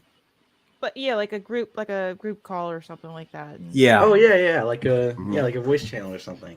yeah. Mm-hmm. I'll have to look in. I'll have to learn how to do that. That'd be something fun to do. A bunch of us just play stuff together, trash talk each other. Kind of like Yeah. Ryan, I- trash talking me while playing Mega Man and everything. Well, I remember- Oh sort of, wait, I, sorry, that was me. Sorry, that yeah, was me. I ended up like having to help you through like half of it towards the end. Yeah, Ryan was like so nice to me, like playing Mega Man 2 and Mega Man 3. I was like, you should I was like, come on, the teenagers now need to be a little more edgy. Come on, just give me shit, give me shit like I deserve, like like I'd rather suffer several defeats than be helped by you. Yeah. And then you're just that like, you was funny, suck. I remember that. So I don't know. I always feel like bad. Like I say something and it's like, then I feel bad afterwards. oh, don't worry. I'm old enough to have a decent thick skin. So yeah. So you make fun of me and everybody laughs. It's probably because it's funny and it's true. And Yeah, and it's like Scotty once said in an episode full of tribbles. He's like, we are old enough, we're big enough to handle a few insults, aren't we, sir? Something like that. So from Star Trek. So yeah, you also got to hear Nerdportal behind the stream. Like as soon as this camera is off, the stream ends. He is dropping all the gamer words. Like, oh yeah, he is aggressive, completely. like every bad word. He completely changes. Brian's the single nicest and most polite person on the planet. But like you said, it's fun to give Brian shit. I don't know why. Almost as much as it's fun to give Easton shit. Yeah, well, Easton, I think it's as Easton's big brother, it is fun. It is fun. It is fun to make fun of him a little bit sometimes. Hey, He's man, got to work a camera. Like the camera, is the camera gonna fall off again? All right, so what is your channel, Ryan? My channel is DK Chillfang. It's named after my World of Warcraft character. I wanted to do World of Warcraft videos when I first started, but I just made a couple Roblox videos and they just took off. So it's like, well, I guess this is what I'm doing now. So yeah. But I mean, it's been good though. I've had a lot of fun. Made a couple bucks off it too. It's pretty nice. It's fun. Mm-hmm. There you go. So putting it into the college account. Yep. Yeah. I haven't really spent it on anything. I'm just sort of throwing it into my savings. So it's like, very smart. Been telling him I feel like that's probably the smart play. That is very smart. Yeah. I think I've donated, especially if it's an SVB account. You definitely want to. No. Quit being an accountant, Mags. I'm sorry. No, I talked to a couple of people who are in the financial world of in the sphere, and they're like, no. Oh yeah, no. I work for one of the big ones. It's yeah. You guys better not go under Nathan. You have all my shit. So let me know if you promote somebody with pronouns in their bio to the head of Risk Advisory, because I need to know that information. They've got so many damn pronouns in the head of their whole company. It's stupid. I'm just glad I work for a company right now. They're not doing it, but they're not making us do any of that stuff. It's a blue collar type of company, so mostly men, and therefore, that won't fly. Yeah, that's all I'm gonna say. Not that I would want that stuff either, because I don't have to worry about taking certain webinars to do these things. Whatever. It's stupid. Easton, what are you doing? Are you choking yourself? What are you doing? Well, I don't know. He just sort of does things. He just does random things. Do you remember when you were a kid and flexible enough to sit in goofy positions like that? Yep. I slept 4 degrees off of normal last night, and I think I needed a neck brace this morning. Meanwhile, Easton's crouching like he's Batman. Yeah, Easton's got a gargoyle pose on this. I know. On his chair. Yeah. It sucks getting old, isn't it? I mean, you wake up one morning and you wake up with a kink in your neck or whatever, and you're like, man, this thing won't go away after a couple of days. It's like I have to wear a heating pad and everything. It's like I gotta buy a whole damn new pillow again. Yes, I know. Yeah. I mean, it's ridiculous. Look at this wild child. I know. That right there, my kneecaps would shoot out the front of my knees and hit the wall. So where's your dad? Where is he coming on? I don't know. I don't know. I could probably go ask him or something. Tell that bastard to get off his ass and get online. Oh, there goes the camera again. No. Quit goofing around. There goes the camera. Listen, Easton. Do you know what's good for you? Oh my gosh! Wow, that looks like that looks like the box art for the movie, the children, the horror movie, The Children. I hope somebody is clipping this. The crazy eyes. Also, while you're going and telling your dad to get on the stream, also tell your dad to go and give you a haircut. This is my haircut. Did he wash out the bowl of ice cream you used before he dropped it on your head? Oh man. Oh man, you went there. Man. Wow. Oh. Easton All got right, triggered. I'm We gonna love I'm Easton. gonna go get. I'll go see what's up with that. I'll be right back. Cool. Nice. All right. Yeah, He's probably we need, looking up Yeah. some mayo or ways to Hey, get hey. us back on mayo stuff. Hey, Easton, turn your camera back on. Let us know how your grandpa's doing. Yeah. I met Steve's father. Very nice guy. We were talking like Clint Eastwood movies. We're talking sports. Like he had Sports Center on every day. So I'd be asking him. I'm not a sports person, but I'd be asking him stuff about like what's going on. They were talking about this one dude that's trying to negotiate. I forget this one football player wants to get like this crazy negotiation, and he's not he wants $100 million for guaranteed for 5 years. I forget who it was. Alex, who was this? This was like a couple weeks ago. Lamar Jackson? Yeah, Lamar Jackson. Yeah, there you go. So that tells you how much I know about football. I know very little to nothing. The problem is that could apply to literally 40 different quarterbacks at the moment. Like, it's Really? Yes, the NFL is out of hand always. So his dad told me you have to see the Outlaw Josie Wales. So I finally watched the Outlaw Josie Wales the day after I got back from the trip, and it was a really good Clint Eastwood movie. Really good. Now I got to see Unforgiven. That's the one that everybody's like, "How have you not seen Unforgiven?" I'm like, phenomenal movie.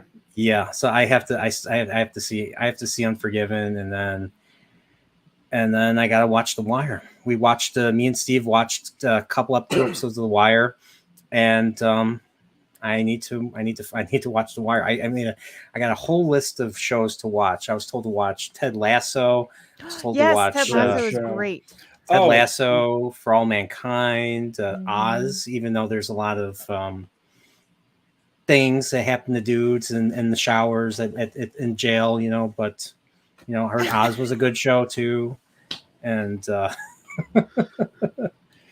I'm trying to think what else. What else did he give? I think I have the Notebook here somewhere. I forgot what else. You have the Notebook? The terrible movie? Banshee was one. Banshee was another one. Banshee is fucking phenomenal. I'm through season 1 on that. The first season's fun as hell. So Banshee was one. What was another one? I think Bosch was another. Bosch is top notch. Yeah, it's really good. Trying to think what else. He told me Dark. I saw the first 2 seasons of Dark. Already, I still haven't finished it. I'm moving through that too. It's dark, but literally dark is dark. Yeah, dark is dark. But yeah, I'm taking myself through that one. Mm-hmm. I'm trying to think what else. What else did he recommend? I'll look for my notebook. I'll be right back. Mags, you're in command. I'm in command? Oh boy. Yeah, you're in command. Jeez, talk about destroying the patriarchy. Good grief. Right? Well, the children of the dragon both apparently dipped out. So, well, I know. I think they're trying to get their dad or check on their dad to see what's going on. All right, yeah. What's up, guys? So, hey, Ryan. Yeah. So he got back from work. It was a pretty rough day. So he said I think he said he's gonna come on in a couple minutes. I don't know. We'll see. Okay, sounds good. Yeah. So Megs, there's been a lot of conversation about the Ted Lasso, streams per episode with Steve and I. Sounds like you would also be down for that.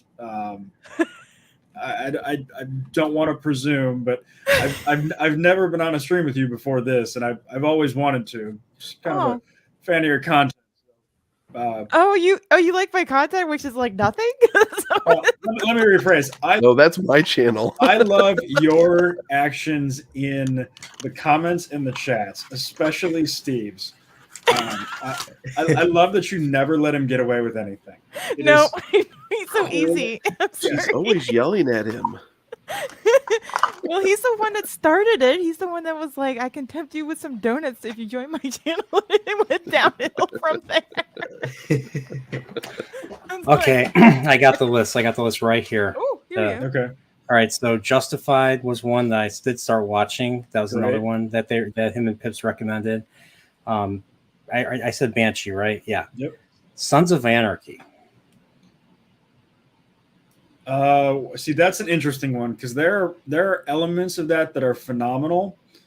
There are elements of it that are kind of cringy, and your enjoyment of that is going to be very.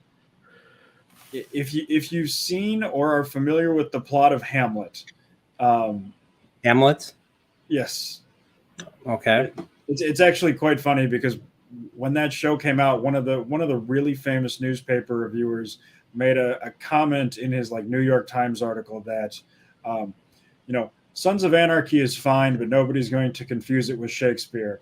And the executive producer literally said, no, literally, it is Shakespeare. It is Hamlet with motorcycle gangs. What the hell are you talking about? Okay, so if I've seen The Lion King, I've seen Sons of Anarchy. Got it. Gotcha. Okay, cool.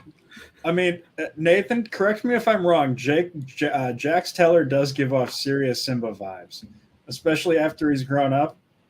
I just can't wait They to. both have very flowy manes. Well, yes, I haven't seen enough of that show. My wife watched it; she really enjoyed it. I haven't seen enough of it to fully concur, but I can see what you're getting at with that, though. Maybe if they had a flashback to him as a kid with his dad holding him up like that, that might have been the nail in the coffin for that comparison. Yep. And who is the actor who plays Clay Morrow? He's really cringy on Twitter, but he's great in this. He plays Hellboy. Ron Perlman. Ron Perlman. Yes. Yep. Ron Perlman is fucking. Yeah. Once you said great. cringy on Twitter, and I was like, okay, it must be him. Well, it's either Ron Perlman or Mark Ruffalo. So. Oh yeah. Oh gosh. Okay. So sorry. Continue with your list. I get excited for shows. All right, Sons of Anarchy. Okay, next one, The Shield. I've heard nothing but good things about The Shield. That's old school. Yeah. So picture. The Shield is literally a period piece. Watching that show now, after sort of society's evolution towards police brutality, is fucking wild. Basically, Nathan, just picture Nathan, because that's who Michael Chiklis looks like, just running around the shitty scumbag parts of LA doing various crimes with a People badge. said I look like it. People say I look like Michael Chiklis. Sure, but he never wears a hat, so it's just like this big bald guy running around doing wild things all the time. Yeah, and they're just like, this is a good guy, and you're watching it and you're like, maybe 30 years ago, but not anymore. Yeah, Dirty Harry with a rap sheet type of shit. Oh. Yeah, if Dirty Harry was Michael Chiklis. Oh boy, that's gonna be fun. Okay, but yeah, The Shield, and then Yellowstone, and 1883 and 1923 were recommended. I saw 2 episodes of 1883 with Pips, so we were watching those.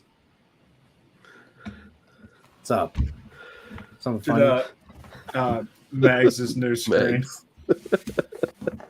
Oh, wow. So Ryan, where's your dad? He had a bit of a rough night at work, so he might be coming on. We'll see. He might be coming on. Okay. He might be, yeah. Okay. He's off smoking a bowl. It'll be fine. So we got Yellowstone is. Have you guys seen Yellowstone? I have not. I have not. I've heard good things about it though. Yeah. Same here. So did see 1883. 1883 so far is actually pretty good. Didn't quite draw me in yet. I watched 2 episodes, but it's basically Oregon Trail. and everything. So if you liked Oregon Trail, that's basically the show. So, but Pitch really loves 1883, so it's probably a really good show. So that's something I gotta watch. Mayor of Kingstown with what's his name? Jeremy Renner. I don't think I've heard of that one. I just got Paramount Plus for you, so I am working my way through some of the library. I'm so sorry. For Picard. Picard, by the way, Picard's not on this list. What? Come on. Yeah, I know. It's crazy. Shocking. Tulsa King with Stallone. Oh, that's great. I love that. That's fucking incredible. It's contrary to certain pundits on Twitter who literally took a couple minute clip and did not actually watch the show, to be quite honest. Because obviously I haven't finished the show, but I've seen that actual episode, and clearly that person did not watch the show at all or understand the episode. Yeah. But anyway, clearly from popular, pundits who like to hijack on culture, it's actually a really good show, even though I haven't quite finished it yet, because it's my parents and I are watching it together, and it's hilarious and it's perfect. And honestly, it makes fun of a lot of woke things today. Because I know that Stallone gets out of jail, and like he was in jail for like decades. And so he gets out, all of a sudden everything's woke and everything. He's trying to understand. He's trying to make sense of all this. I mean, I feel like him in very many ways, where it's like, how did this all happen? What is this, a dream world that I just walked into? Right. Yeah. And it's really fun. Of course I haven't finished it yet, but there seems to be a lot going on in terms of, you can tell there's an overarching story that they're trying to convey, with all these little other subplots going on, but it's part of the story. And I enjoy it. It's actually quite interesting to see Stallone in an actual TV type show. So anyway.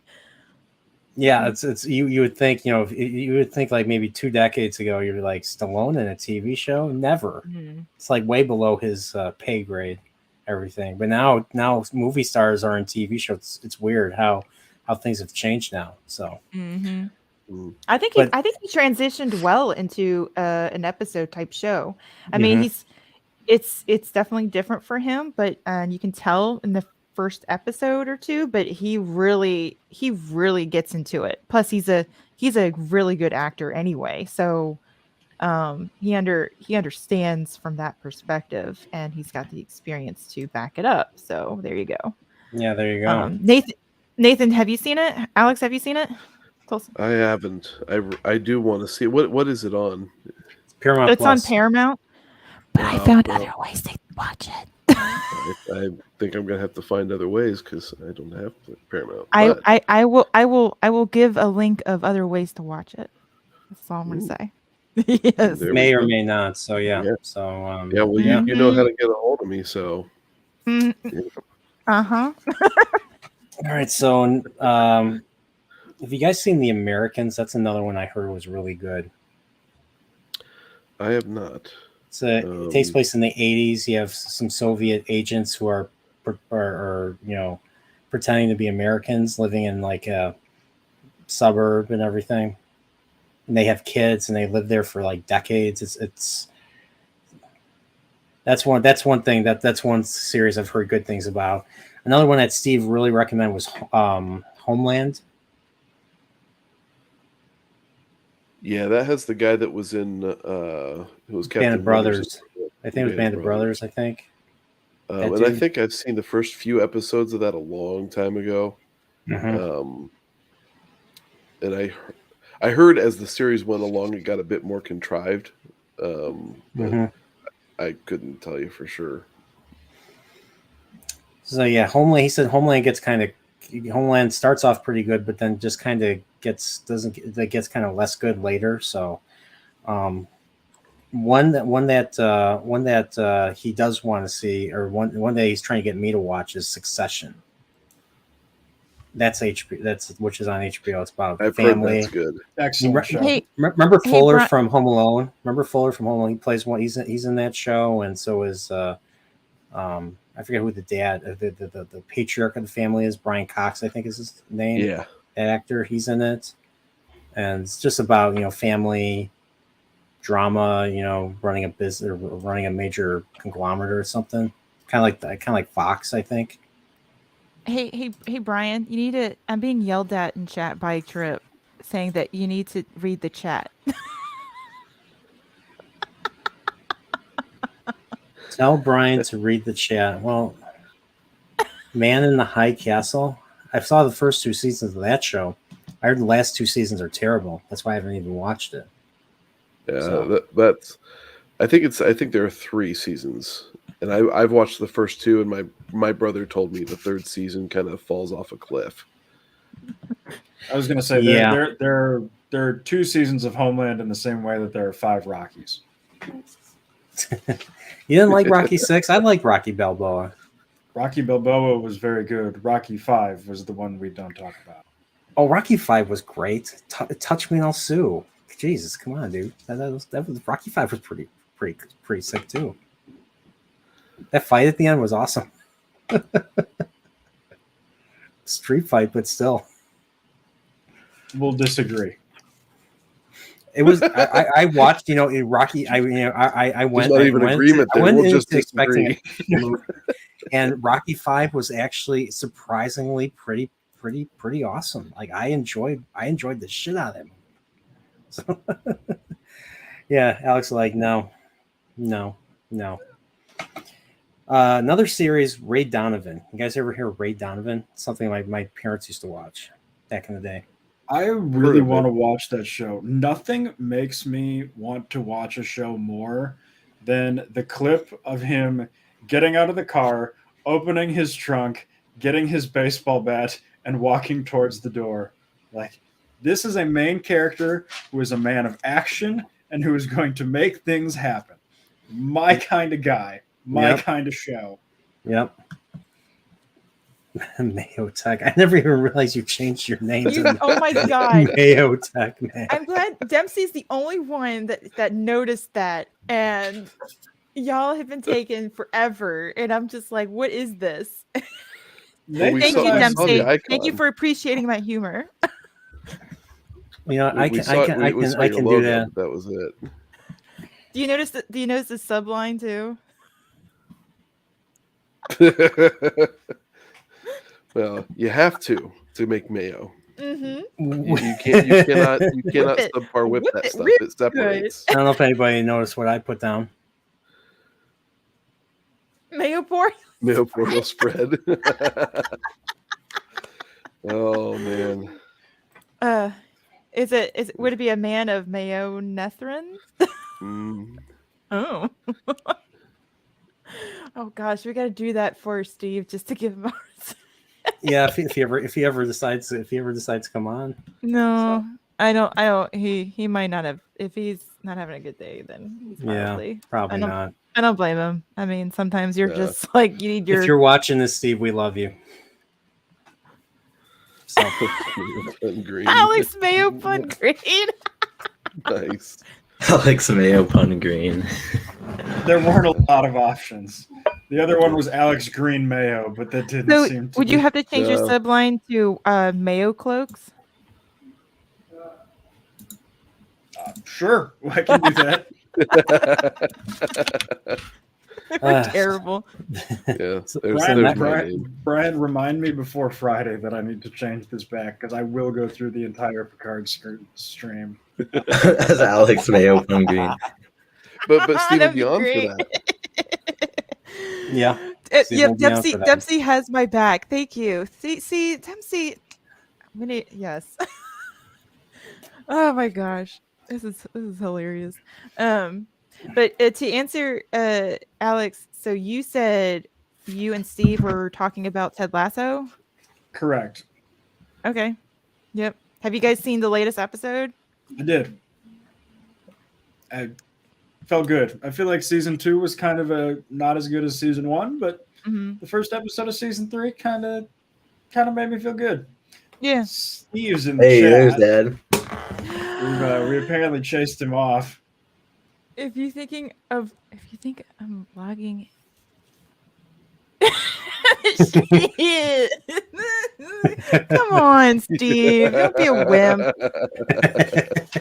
Don't be a miracle whip. Be a Mayo. For you, Steve. We love you, Steve. Here you Come go. on. Hold on. I gotta do this. There you go. There you go. Easton changed his tagline too. Yes. Easton and Ryan. And Ryan. I got my name's May changed. the My Mayo tagline. Man. Jacob Iron Mayo. We see this in the chat. Jacob Iron Mayo. The Mayo is taking over. Lady Mayo Fire. There you go. Hit it, Lady Mayo Fire. You can't even speak. It's too bad. It's too bad. Yeah, there you go. But yeah, the next show I was recommended was Deadwood. You guys ever see Deadwood? HBO. One of the best shows of all time. Western. Yeah. And let's see. They actually reference my hometown in that show. Look who's here. There he is. Fuck you and your mayo. Like, you know what? Profit of the mayo. You can see you later. I'm out. Bye. Tribute to Steve. All the mayo in Oh. There you go. You know what? You Dad, and your come on. you know what? I don't need this shit. Dad, I don't guess need this what? shit. You know Dad, what? guess I had a what? day and a half. What? You're the prophet of the Chicken mayo. Yeah, I heard on the prophet of the mayo. Even your sons turned to the dark side of Of Mayo. course they did. Yeah. They're anything they can do to embarrass me is what they like to do. Yeah, it was super hard to convince them. We didn't even mention it. Yeah, I know, right? Yeah, it was just like, yeah, man. That sounds about right. What's up? So Steve, Alex was telling me that y'all watch Ted Lasso. So do I. Hell yeah, Ted Lasso's fantastic. Okay, don't do the rustling on the mic. That hurts me. Yeah, Dad, we can hear you like rustling. I don't give a whatever on fuck. I'm eating. the mic. Dad, Wow, so I'm hearing loud, though. quite a bit of noise right now. Jeez. Oh my Oh, god. What is dude, that? my What is ears. that? That's you asked me on here. I fucking tired. I got That shit was- all over my feet. I have shit all over my fucking head. Oh. So- So That- you're getting- old man of the dragon. I see it That's- how it is. You're getting Prophet of the old man. uncensored after a shitty day, Dragon. There you go. This is Steve's anti-AMSR. Wait. Easton, don't- Is this Easton, typically Easton. Steve anyway? Isn't this his Yeah, usual this is no state of different. being? You're absolutely right. It is my natural state of being. That's yeah. Supreme asshole commander. That's me. I don't know what else to say. Oh, that can get clipped. At least you're Yeah. not at least you're not a dipshit from Chicago like me. Mhm. When you're As right, long as you're Steve right. acknowledges that he's the sack. You need to do the beard ASMR. Oh god. That's only for game stream. Sorry. Oh. Sorry about that. You can get I don't give a fuck chip eating ASMR. But yeah, we have there's me Mayo Porio Spread here. There's Jacob Iron Mayo. There's Mayo Tech Mags and Yeah, I don't know. yeah. I switched it back out of solidarity. Plus, Mayo was fucking disgusting, so I'm on Steve's team. Honestly, agreed though, but I did it because it was funny. Mayo is disgusting. See, there we go. Now we're getting some freaking. Listen, I don't I'm like just doing mayo, it to but piss Dad off. Yeah, me too. a Mayo of Menether Maze. Well, even Jacob Ironside changed his name. Jacob Iron From? Mayo. Wait, is he gonna be able to ever change that back? Probably don't- not. You have to It's wait permanent. You have to wait 14 days to change your name back now. Well, joke's on him then. He's got to be 14 trying to days take to up change your Iron name. Mayo for freaking 14 days. What a Sucks to legend! be you, Jacob. Wow. What a legend! way. That's just amazing right there. Then He- Talk, That means he'll have endurance for days. talk about Every time committing he to the shows up in bit. chat Like, Because having streamed with Jacob before, I think he's okay with that. He's dedicated. Well, to and it's YouTube. funny. It's funny because they started doing that change back in like the fall or Christmas time, because I would change my name and add like, you know, turkey or whatever, like a turkey for Thanksgiving, and then like Christmas tree stuff or whatever for Christmas. You know, this kind of keeping it very you know, seasonal. But yeah, I had to wait 14 days before I could change it back in around the New Year's time. So it was dumb. Yeah, that's stupid. It is stupid. Yeah, I don't know why they do. Well, I guess they do it so you can't do this shit. Maybe they but were you guys trying are to doing get it rid right of. now. Yeah. Oh, sorry. Well, see, I didn't change my name on YouTube. That's true. That's true. It's only Jacob. Jacob don't care. It's okay. If you Mayo get the is joke the- in, it's fine. Mayo is the devil, Bobby Boucher. Mayo is the devil. Wait, Nathan changed his name too. So is he? Are you stuck for 14 days? Is what, Mayo of Manetheren? No, not on StreamYards. I just told you, Steve. If you listen to me just for like 2 seconds. I was busy chewing the chips. Sorry. Yeah, I'm in my own yes, world. you were. And Sorry. I was just told you it's just on YouTube. It's not StreamYards. So what about? Oh, okay. Well, whatever. Fuck it. Okay. You know I'm right. Stop it. You could I don't know. Right now, I'd probably agree to anything. My brain is in a different. Oh, you century. agree to anything? Y'all think of something quick now. I'm prompt. Eat a whole jar of mayo. I'm still waiting for. Oh, we need to talk. We need to talk, Nerporio. You're in trouble. I'm in trouble. Oh my gosh. Yeah, I'm in trouble. Oh. I think. I don't know. I was Why at is work he- up to my You neck in think? shit. What do you mean? I You're don't the fucking one know, talking. What do you man. mean you Like think I he's was in trouble? You're the dealing one- with you're the one sludge getting him in shit trouble. everywhere. Like I don't know. So We'll did talk- the we'll talk sludge after. look like mayo? I can bring you some. You're like it'll be nice and fresh for you when I get there. Like you're only an hour away. I can bring you a nice bucket of shit, like pure shit right out of the factory. Don't you worry. Oh yeah.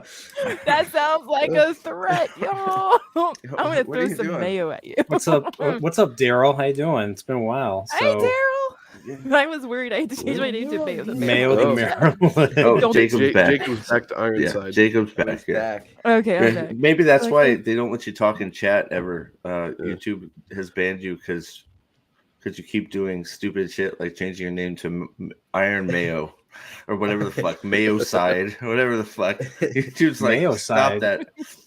I I didn't don't know you what could it kill- I didn't was. know you I could don't kill care. Mayo. What was it? Some stupid Iron Mayo. Fine. Oh Whatever. my god. Is there a department Shut up, in Ryan. the Wire I'll called leave the you. Mayo Okay, Side? man. That What? would be awesome, but no. But yeah, So we're wait. going through your list that you had me write down for Oh, my list? different shows. Yeah. So we Okay. were just talking are about. Are we doing Ted Lasso? Was that confirmed? Did I just hear Mag say that? If you want. We had to Steve, figure out. you, It you comes me out and on Wednesday. Mags. What? I'm sorry. It comes out Alex. on Wednesdays, right? Yes, it does. Hmm. Now All right, this we need to figure that out because it's too good a show not to talk about. Like it really is. Agreed. You guys would just be And that's on watching Apple, right? Dragon Mount Ted interviews Lasso? all day long. What? Wait, Yeah. what, Nathan? Thought you guys would be watching Dragon Mount interviews all day long. Oh, fuck you, man. Huh. Fucking kill you. Oh. Fucking kill you. I broke the keyboard though. Like I know you did. I didn't watched smash the it, but it stream. cracked. It cracked right. So in is this the half. second keyboard? Yeah, Mhm. it's broken.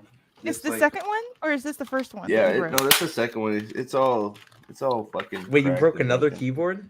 That's what it sounds like. That's what I was Yeah, I asking. did. I have a problem, Yeah. Ryan. I don't know It what was to tell you. it was more of a contained rage type of thing. Like Yeah, I didn't slam he kept it. Oh, on. so it wasn't like the first time he where would lean on it and it bent and Uh-huh. broke that way. It was my security blanket because fuck drag him out. Oh, sorry, Yeah, I shouldn't say seriously. that. This isn't my Dude. channel. Sorry. Dude, Yeah, dude. that interview or that whole live stream that What? It just oh like my that was just like goodness. if you could get cancer from watching something, I think I got it back. Yes, It that- grew back. Right? You know in Chernobyl, the stuff they keep picking up, and it burns through the radioactive proof suits. That the Yeah. graphite that they keep picking up was the cancerous equivalent of that interview. It's so bad. Yeah. Like those are supposed to be the fans, right? That's just like it makes it 15 Oh. times worse.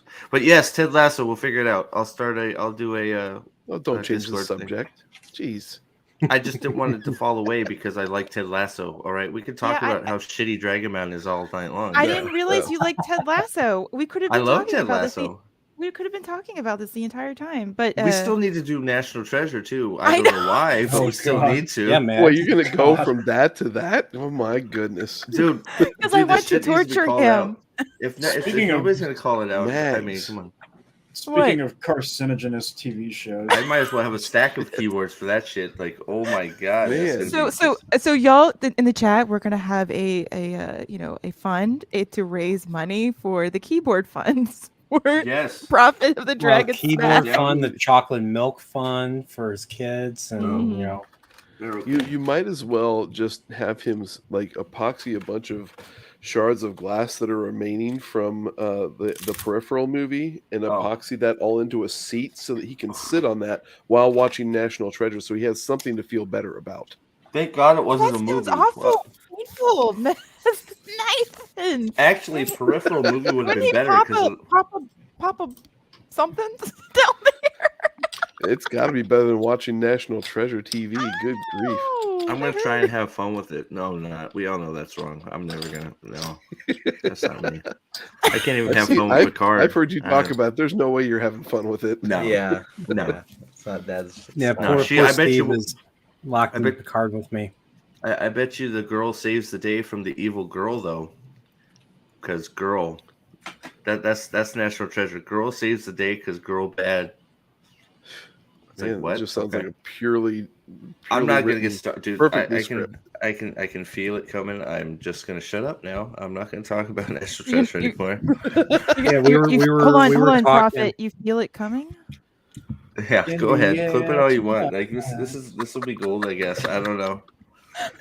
I really couldn't give two Fs. So what movie? What right. show are you on? No, We're on Deadwood now. We're on Deadwood. Oh, Deadwood's fantastic. So I know that they made it. They had 2 seasons, and it got canceled, and then they made a movie. Yeah, that came out not too long ago. The movie was okay. I wish they just did the season 3. Would have been better. Yep. Yeah. Obviously, you talked about The Wire, or have you not talked about The Wire? Yeah, we talked about The Wire. Dude, man, I've been rewatching Succession. What a fucking show! It's the best show on TV. I love Ted Lasso, but Succession is the best fucking show on TV. All right, I did mention Succession. I remember you saying like how much you want me to watch. It comes Succession. like the next. I think So the next. When does it get? When does it? Is it like good from the start, or does it? Yeah, get right. good, like, in later seasons? You're immediately reeled in. First episode, you're fucking like, holy fuck! What are you laughing at? What did I do now? Trip said something, didn't she? Like, it had to be Trip. Trip's in the chat, so of course she's laying into me here about something. Right?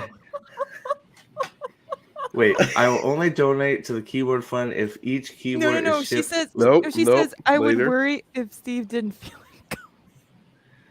Jesus Christ!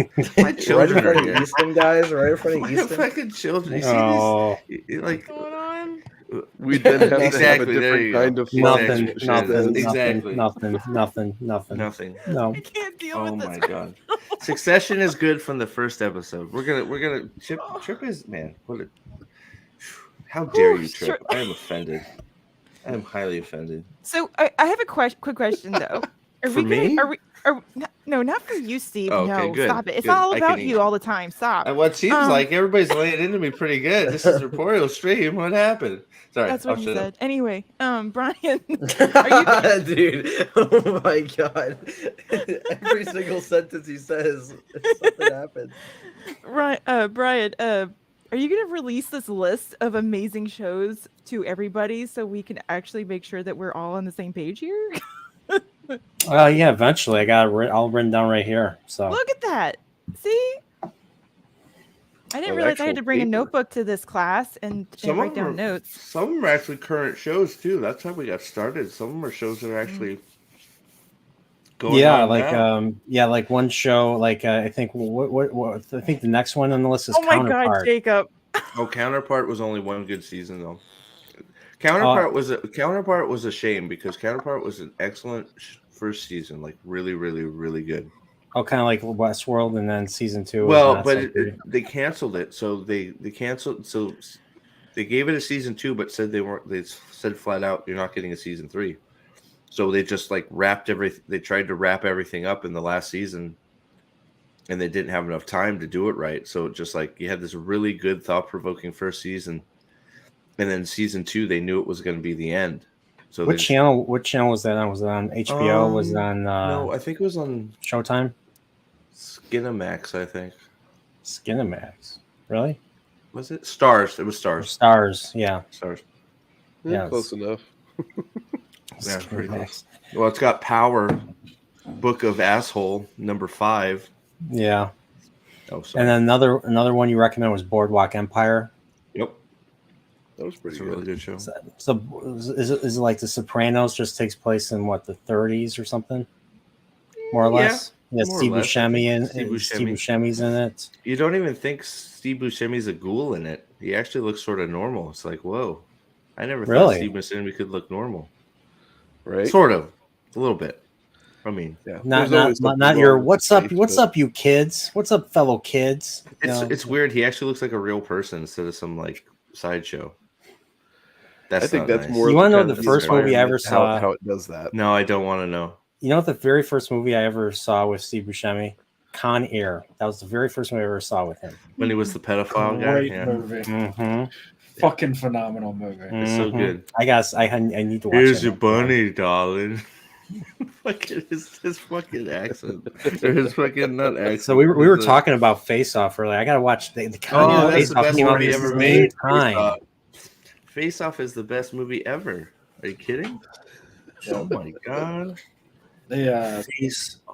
Speaking of Nick Cage movies, I saw 65 today, and commercial for Renfield looks unreal good. I cannot wait to see that movie.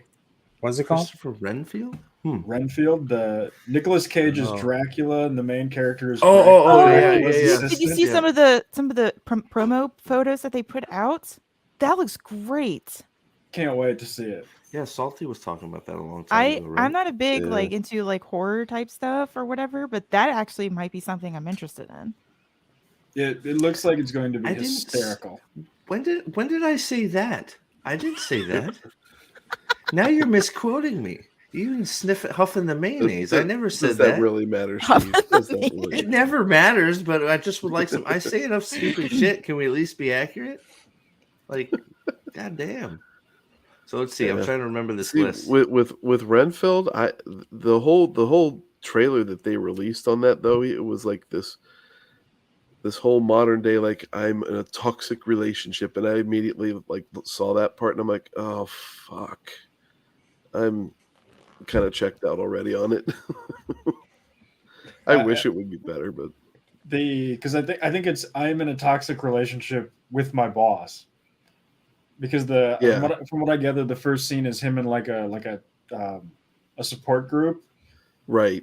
And he's listing all the problems that he has about his boss, and they're trying to give him like advice, like his boss is like a regular dickhole manager, and he's just like that. Thank you. Even it's like be firm, and he's just like thinking, no, if I'm firm with my boss, he's going to eat me. It was highly amusing. So I would give it a shot. I don't think it's going to be awful, even though it does have Aquafina in it. But that's oh god, oh man, I don't know, man. Yeah. Oh, that's a big strike as well. I know it's ugly. And I don't just mean Aquafina as a person. Aquafina being in it also. Yeah, no, I got you there. What's with that there's so much appeal with Nick Cage playing Dracula that I really like, but at the same time, with what they've got revealed for it so far, I'm like, okay, I'll watch it when it's on a streaming service. I'm definitely not going to go to the theater to put the money out there for it, but Well, shit, man. It's been 25 years since A Vampire's Kiss came out, and we got to see Nick Cage as a vampire. Like, it's been a quarter century. Oh yeah. Damn. I have a question. Wait a minute. How That was 98? Yeah. Wow. how was 65? Do you like sci-fi pulp novels? I don't know what the fuck that. What did you just say? Sci-fi what? Pulp novels. Pulp novels. What the fuck does that It's mean? like think you're All I all heard was- 30s, 40s sci-fi adventures type of deal. Okay, Yeah. all I heard was sci-fi. Sure. Indiana I like- Jones's Pulp Action. Yeah, Pulp it is. What the Adventure. fuck? It is. Wait, what the fuck? When did this happen? When did we add pulp to everything? I A movie Listen called to the- Star listen Wars. to You ever this hear of old Star man. Wars? I did not describe Indiana Jones as pulp, nor would I describe Star Wars as pulp. But What? Oh, it's got George shitty- Lucas did. But it's got shitty bits in it. Like why? no, Why is it? so I mean, it is Listen to this old brutal. man. It is the equivalent of like sword and sorcery to fantasy. Like imagine a 120-page book with pretty Okay. much most of the purple prose pulled out, a very small cast. I mean, the premise of the movie is literally what would happen if a guy was traveling through space and got stuck on Earth a week before the asteroid blew up all the dinosaurs. He die. I mean, and Okay. and in the 1940s, there was some president of a publishing company that said, that is an excellent idea. Please write a 90-page book on it. We're going to print 100,000 copies. 50,000 are going to get sent to the World War II front, and the rest we're going to sell for a dime in gas Okay. stations. Gotcha. It is. I don't know. brutally As long as it's not like mind numbing. Like if it's entertaining, I'll watch it. Like that's I don't So it's entertaining. It's Yeah. 90 minutes. It is. There's 4 characters in it, and they could have done it with 2. There's just Don't you there's no fluff. don't you think there's room for Yeah. that though? A nice 90-minute movie that's just self-encompassed, no bullshit, just 90-minute movie. 100%. Yeah. I enjoyed it. Daniel put out a review on it, and it was actually pretty positive. Well, that's why I was asking because I know Daniel and his father liked it. So it's like the more you start hearing people go, "I liked it." It's like okay, well, I don't This know. is that the I'll be able to go 65 see it. million years ago. Okay, so yeah. Yeah. All right. Yep. Yeah. All right.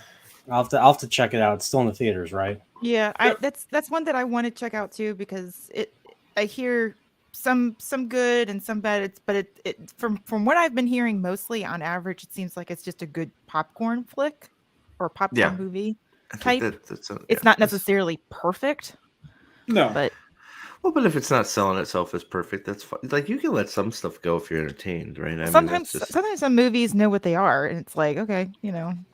yeah, And yeah. This one Exactly. knows it is a sci-fi short story. Has Okay. anybody seen because I saw that I didn't realize this had come out or whatever, but has anybody seen the Nicolas Cage movie The Old Way? I don't think so. I heard It's it. a- was it's- good. Way. It's an old Western type kind of movie. So I watched I do his movie with Pedro Pascal, whatever the hell that was called. That movie have was, the- that I movie was have balls the, funny. The Unbearable Weight of Massive Talent. I have That's the, such a um, good the movie. I have the trailer for it if anybody wants to see it, but this is something that I've it looks really good to me, and I know I want to see it. I think I just went. I've heard it was good. Yeah, hold on, let me see if I can share it. It's in theaters right now. I don't think it's in theaters anymore. It's, Oh, okay. I think it's on. You can get it on DVD. Hold on. Yeah, Old Way was a year or two ago, if I remember Okay. right. The resurgence of Nick Cage. I love it. 100%. He's not quite having a Brandon Fraser type revival, but he's bouncing back. So here we go. Dude, we need more Nick Cage. Like, good lord. Can anybody hear? Yes. He looks. Saban, is the Power Ranger gonna pop I out? want you to understand how good a woman your mama was. She took Colton Briggs, the coldest killer that I've ever met, and she turned him into a family man. Okay, I'm gonna pause it because I'm not sure how like these things are with trailers. Oh, they're pretty crazy. So just yeah. So you know. let's do transformative content, guys. Is this a prequel to Unforgiven? Because this sounds a lot like Clint Eastwood in I'm Unforgiven. trying to remember who's the narrator talking here. I don't know. Let's find out. My mama's dead now. Nick Searcy, the lead marshal from Justified.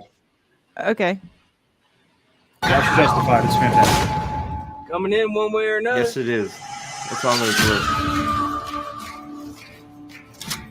Tell me the names. Wait. Is this John Wick Western style? I think it is. Oh, they're gonna kill his daughter, not his dog. Oh my god. Oh man, I'm about to get on board for this movie. Fucking shit. Hold on. As long as that little girl is alive. Oh yeah, he's There's no room for I vengeance. noticed him immediately, Alex. He's got a great voice. Oh yeah, he's protected great. a killer And he's so from good. another in killer. Justified. Why didn't they Can you glue teach me any how of to their shoot? mustaches on straight though? Like, they're all crooked. Both of you put your hands behind your back. Now, Briggs, especially that Rossi. My father wants your gun. I'll blow her brains all over this valley. You ain't scared of nothing. Good dick, man. Who Briggs is that decides chick? he's I know coming. that little girl from something. Colton Briggs is coming. He's here! Sound like he's the one who's scared. They did, don't.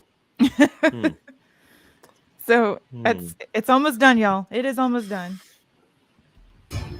My whole life, I'd seen fear in the eyes of every man I ever met. Please don't kill me. Let's do Damn. this the old way.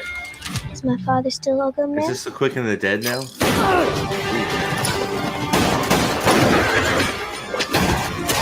How did he miss him? Oh my god. Woke up the devil. He looks. It looks like good. I'll watch it. Yep, hell yeah. I love Is this recent or is this how long ago was this? It says it was 2023, but I don't know, and it's rated R. So Really? yeah. Ooh. I actually, like, when I was looking for something to watch, I saw it pop up somewhere. I don't remember where, but I'm like, what the hell is this? It does have an IMDb rating, which ratings these days you don't know anymore, but IMDb rating of 5.4 out of 10. So take that as you will. Yeah, exactly. I don't know. Nick Cage did so many turds.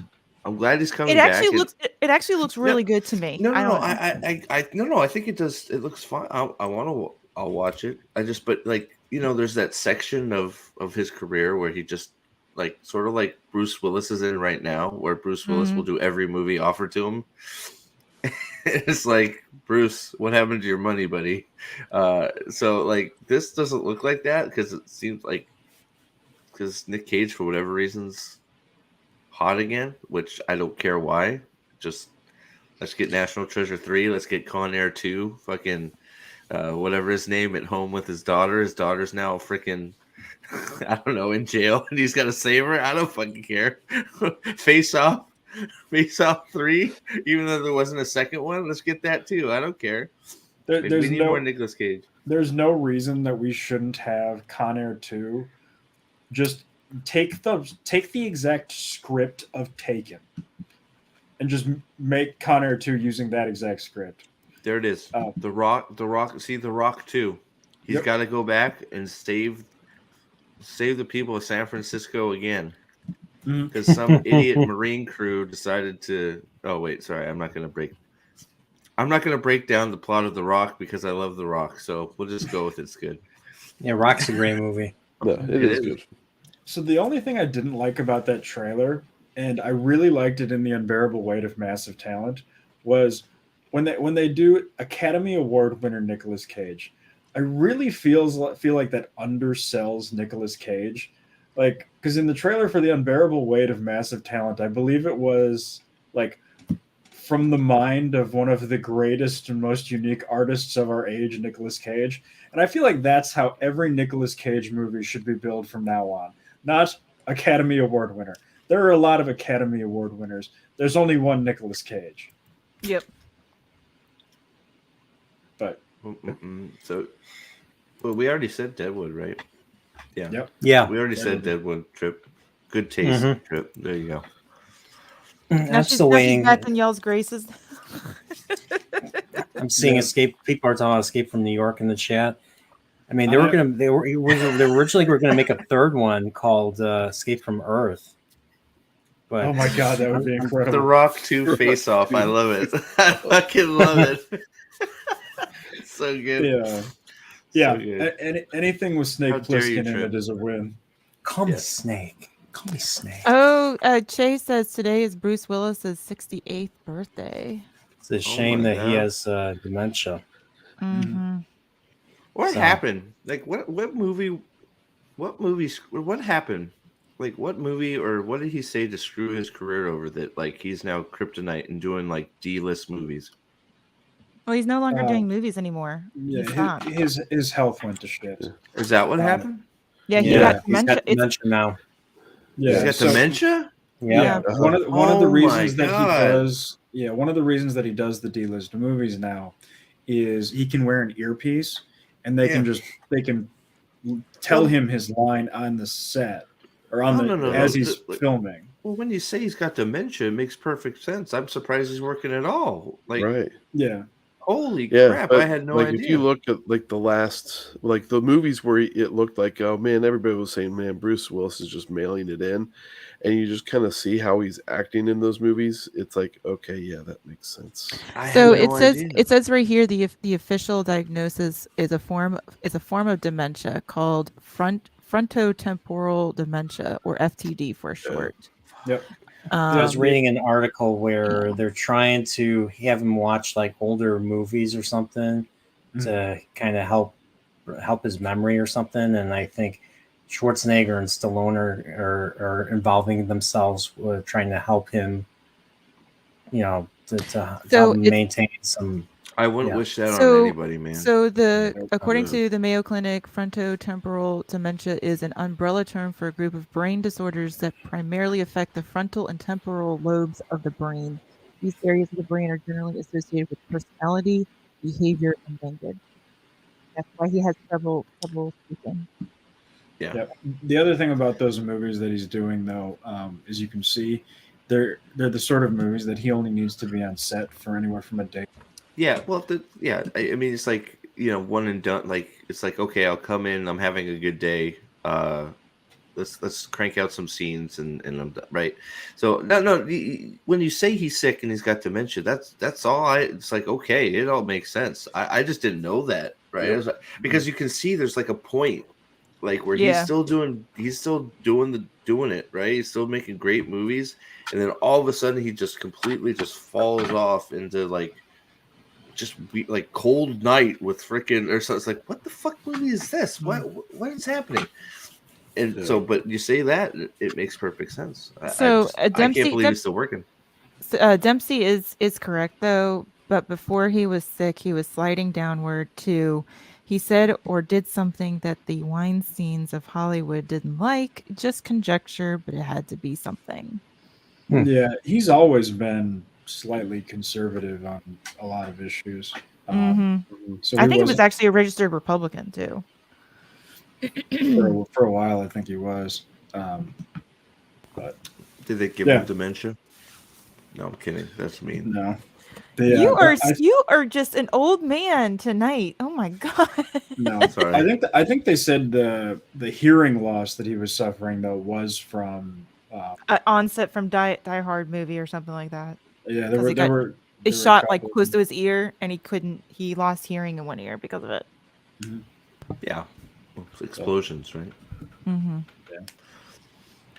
Don't do your own stunts, people. There you go. Unless you're Tom Cruise. Wow. He almost killed himself too. My own stunts involve getting up from the couch. Good grief. Yeah. So age, folks. Yeah. So I go through the list, but I'm kind of getting tired myself. So you guys have anything you want to plug? I know. No. Bedtime. Start with Steve. You got something you want to plug? I'm good. You're Thanks, good? buddy. Ryan, thanks for hanging out. Yeah, thanks for coming on. I didn't think you were going to make it. So I Yeah, I should be asleep, but Yeah. Yeah, And Yeah, it's good to see you, brother. Easton, Ryan, you guys got anything you want to plug? I mean, Yeah. I'm just not. I mean, not really. I mean, or I've already done my. Ryan's movie killing watching. it on Saturday nights playing Gartic Phone. He's killing it. Yeah, apparently Gartic Phone's the new thing Oh, for yeah. this game. Hell yeah. I'm having fun with it. You know, as long as no one draws anything that, Yeah, that's the tough part right shouldn't there, be right? on YouTube. Yeah. Yeah, I heard you talking about Squidward or something one night in your room. I'm like, what the fuck is happening there? What? What about you, Nathan? What do you got going on? Just doing the stream with the White Cloaks on Saturday for the Two Towers first portion of the And the book script 3. for Eye of the World, for the real Eye of the World adaptation. Yeah, that's what's not a script. It's just an outline. It's just a talk. It's on this. Oh my God. It just needs probably a lot of reworking, but it may someday see the light of day. I know I've been promising it, but that's kind of how life goes with kids and all that stuff. So I make no apologies. Okay. And Alex, you got nothing. What are you doing, dude? Pip's already plugged everything we got going on, so I will. I'll let him have the final word on that. And last but most certainly not least, Mags. What about you? Of course, you leave the woman to be last. I know. What's up with that? Racist. Just give him credit that he even allowed a woman on. Brian is improving. I don't know. What is a woman? I'm confused. I'm wondering why her camera isn't in the kitchen. I could use another sandwich. Actually, like I'm with quite this Steve. No, not with that. Yeah, with the mayo, make it extra mayo. There we go. There we go. There you go. There's the mayo. Steve just dropped. Why did you jizz in that freaking thing of mayo?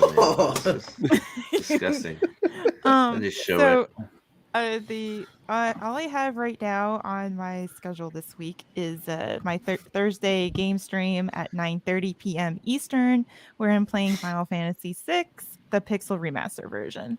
So, yep, that's Final Fantasy VI is my favorite game of all time, and I'm playing the Pixel Remaster of it. So I get to see all kinds of changes that they've done, and I'm joined by Mr. Tickletrunk, who is also a big fan of Final Fantasy VI, and yeah, we're having a good time and laughing our butts off. And I see Dempsey in the chat who's always there watching too, and yeah, it's a good time. So Thursdays at 9:30 p.m. Eastern, I play Final Fantasy VI Pixel Remaster. So if you're looking for something to watch that's people loving things, that's the place to be. Yeah, come by our watch of Picard right before that too. Just saying.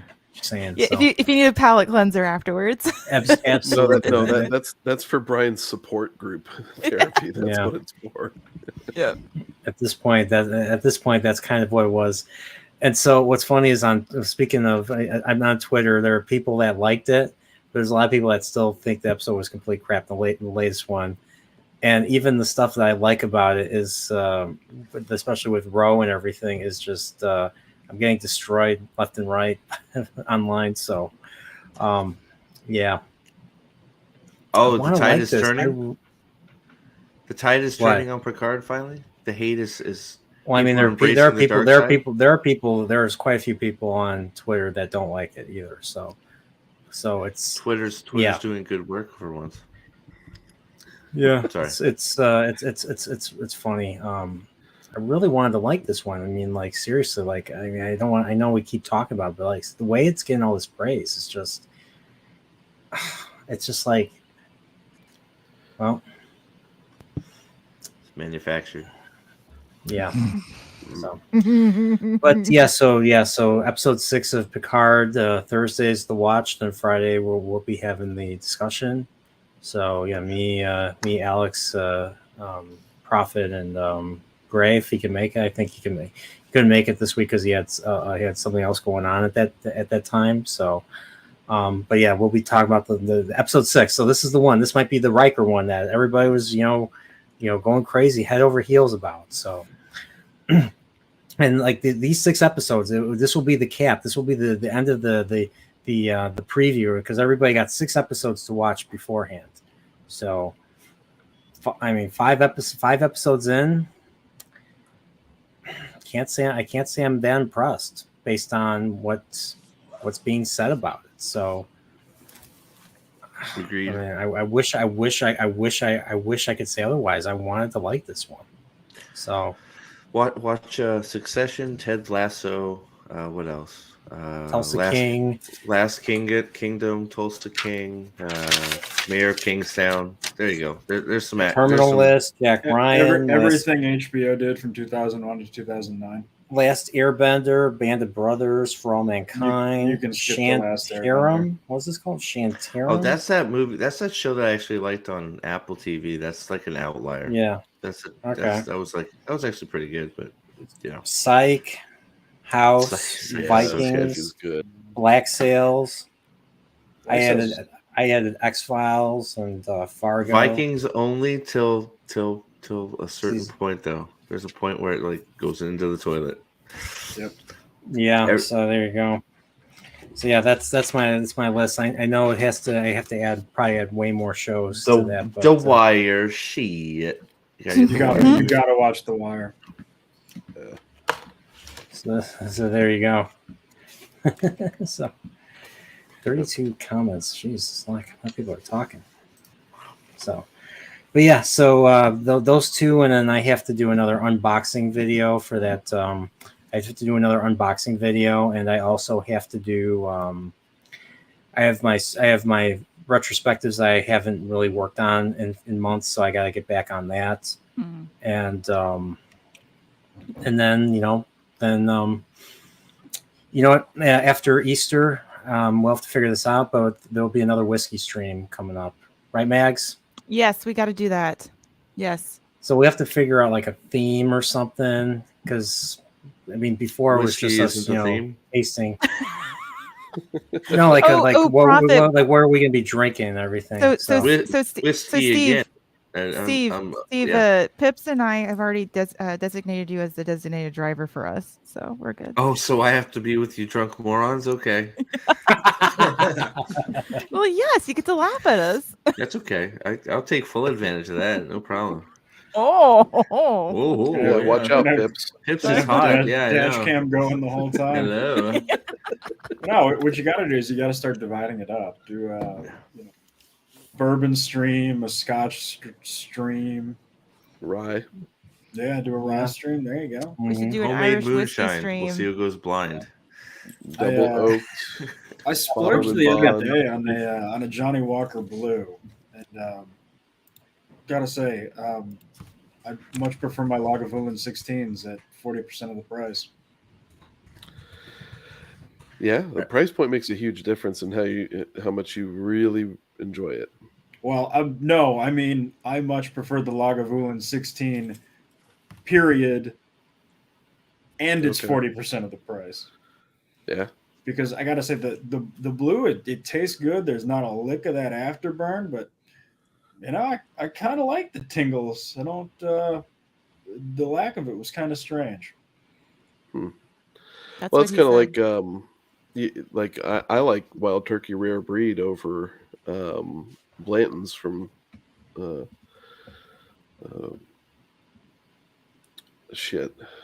Trace. Blanton's is hard as hell to get, but it's and it is a good whiskey. Alcoholics, all you. Hey, highly functioning.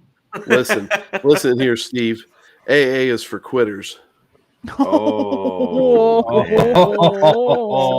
I don't, man. Woof. Woof. I know. Holy crap. All right. My kids got to go to bed. Yeah, I know.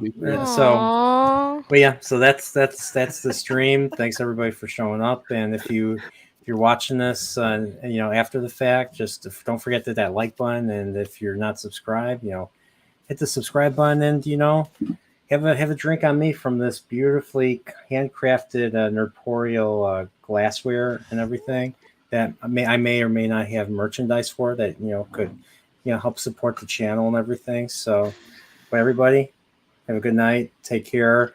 And I'll show you. I'll re-show the intro that I showed earlier, and then the outro. Have a good night. Stay Nerdporial. Bye. Bye, everyone. Good night. Thanks, Jarman. Bye. Bye bye.